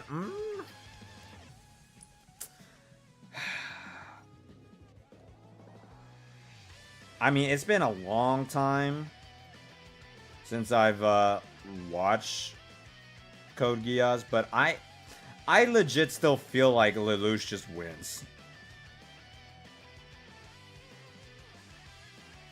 Cause like, obviously, Lights has a lot of impressive things, especially by his quote-unquote peak. But I think Lelouch just has better examples of applying his intelligence not just through combats, or not just from like you know, cat and mouse game, but just in general. Like, he's a tactician, he's in the fights themselves. You know, he can literally what was it? He can literally ride a mech. And these other people also have a Geass. These other people have equal, if not superior, tech than him. And yet he's still able to walk around everybody, able to trick people, able to convince them. Like, I'm not saying that... It's not to say, like, doesn't have those, like, levels of social influence or stuff. I just think that Lelouch, in general, of his presentation is better. But that's just my opinion. Alright, guys. I think I'm about to head out. Yeah, last question. Lonster or L versus Bulma IQ? Oh, well... Oh, man. Probably... Maybe I shouldn't answer that. That might get me in trouble. No, I'm just kidding. I don't care. I mean, probably Bulma, unironically. I'm gonna be honest. Just because of the verse itself. I'm just being honest. How do you power scale yourself to set the program? I mean, I'm obviously #1, but because I'm not bound to concepts such as power scaling and the community, I'm just like an outlier at that point. So that's why I'm not often considered #1. It's like the whole opening in game with the copy of the game. That's funny. Yeah. Okay, one last question. One last question to get the 3.5 hour minute mark. Is L and Light the most popular smart characters? Nah, I don't think so. I mean, from an anime perspective, probably. But in terms of overall, like, in general, definitely not. Actually, yeah, I forgot. There's Batman. Like, Batman has been in fiction much longer than them, so no, Batman is really smart. And even before that, I mean, like, to be fair, maybe we can argue like, oh, but is it he's a superhuman, he's a god and stuff. But like, there are other characters that I like to think, yeah. If we mean anime, I mean, he's probably the most popular, definitely, or one of the most popular. Because obviously Lelouch. I'm trying to think. Like, is there anyone before, like, prior to that? Because I guess because with Death Note, it has the luxury of just focusing on raw, like, grounded intelligence, whereas, say, Dragon Ball or Naruto, it's not to say that there isn't intelligence being presented. It's just that it's not being presented on a similar narrative intention, especially for a different genre completely. It's like comparing intelligence within a comedy series versus intelligence within a psychological series. So that's why, yeah. But anyways, yeah, that's it. I'm already about to hit the halfway mark. 3.5 hours. Yeah, that's good enough for me, guys. Thank you everybody for joining. Is Lelouch still popular as light? Probably not. But that's just me. From peaceful to utopia to battle arena. It's always been a battle arena. All right, but anyways, guys, I had fun talking to y'all. I hope y'all had fun hearing my rants. I hope y'all are happy enough that I'm still alive. I'm doing good. Video progression will be good. I can assure you, no matter what, there will be a video coming out by the end of this year. No matter what, I can assure you that. I know I keep promising things, but I know for a fact that I refuse to have this video come out next year. No, a video will come out. As I promised, it will be GT related. What it will be, you'll have to wait. So, it's bad timing on my side that it'll happen to be GT related, and then the GT related heated topic became popular. So who knows? Maybe that will help my video, but I don't really care. Whatever. Anyways, hope you have a great day, good evening, good night, good morning, whichever. Hope you have a good day at job, at school, having a good break, whatever, lunch, etc. Yeah, enjoy yourselves. Enjoy my channel, the videos, enjoy the Discord. And yeah, until then, take care. Peace out. Bye bye.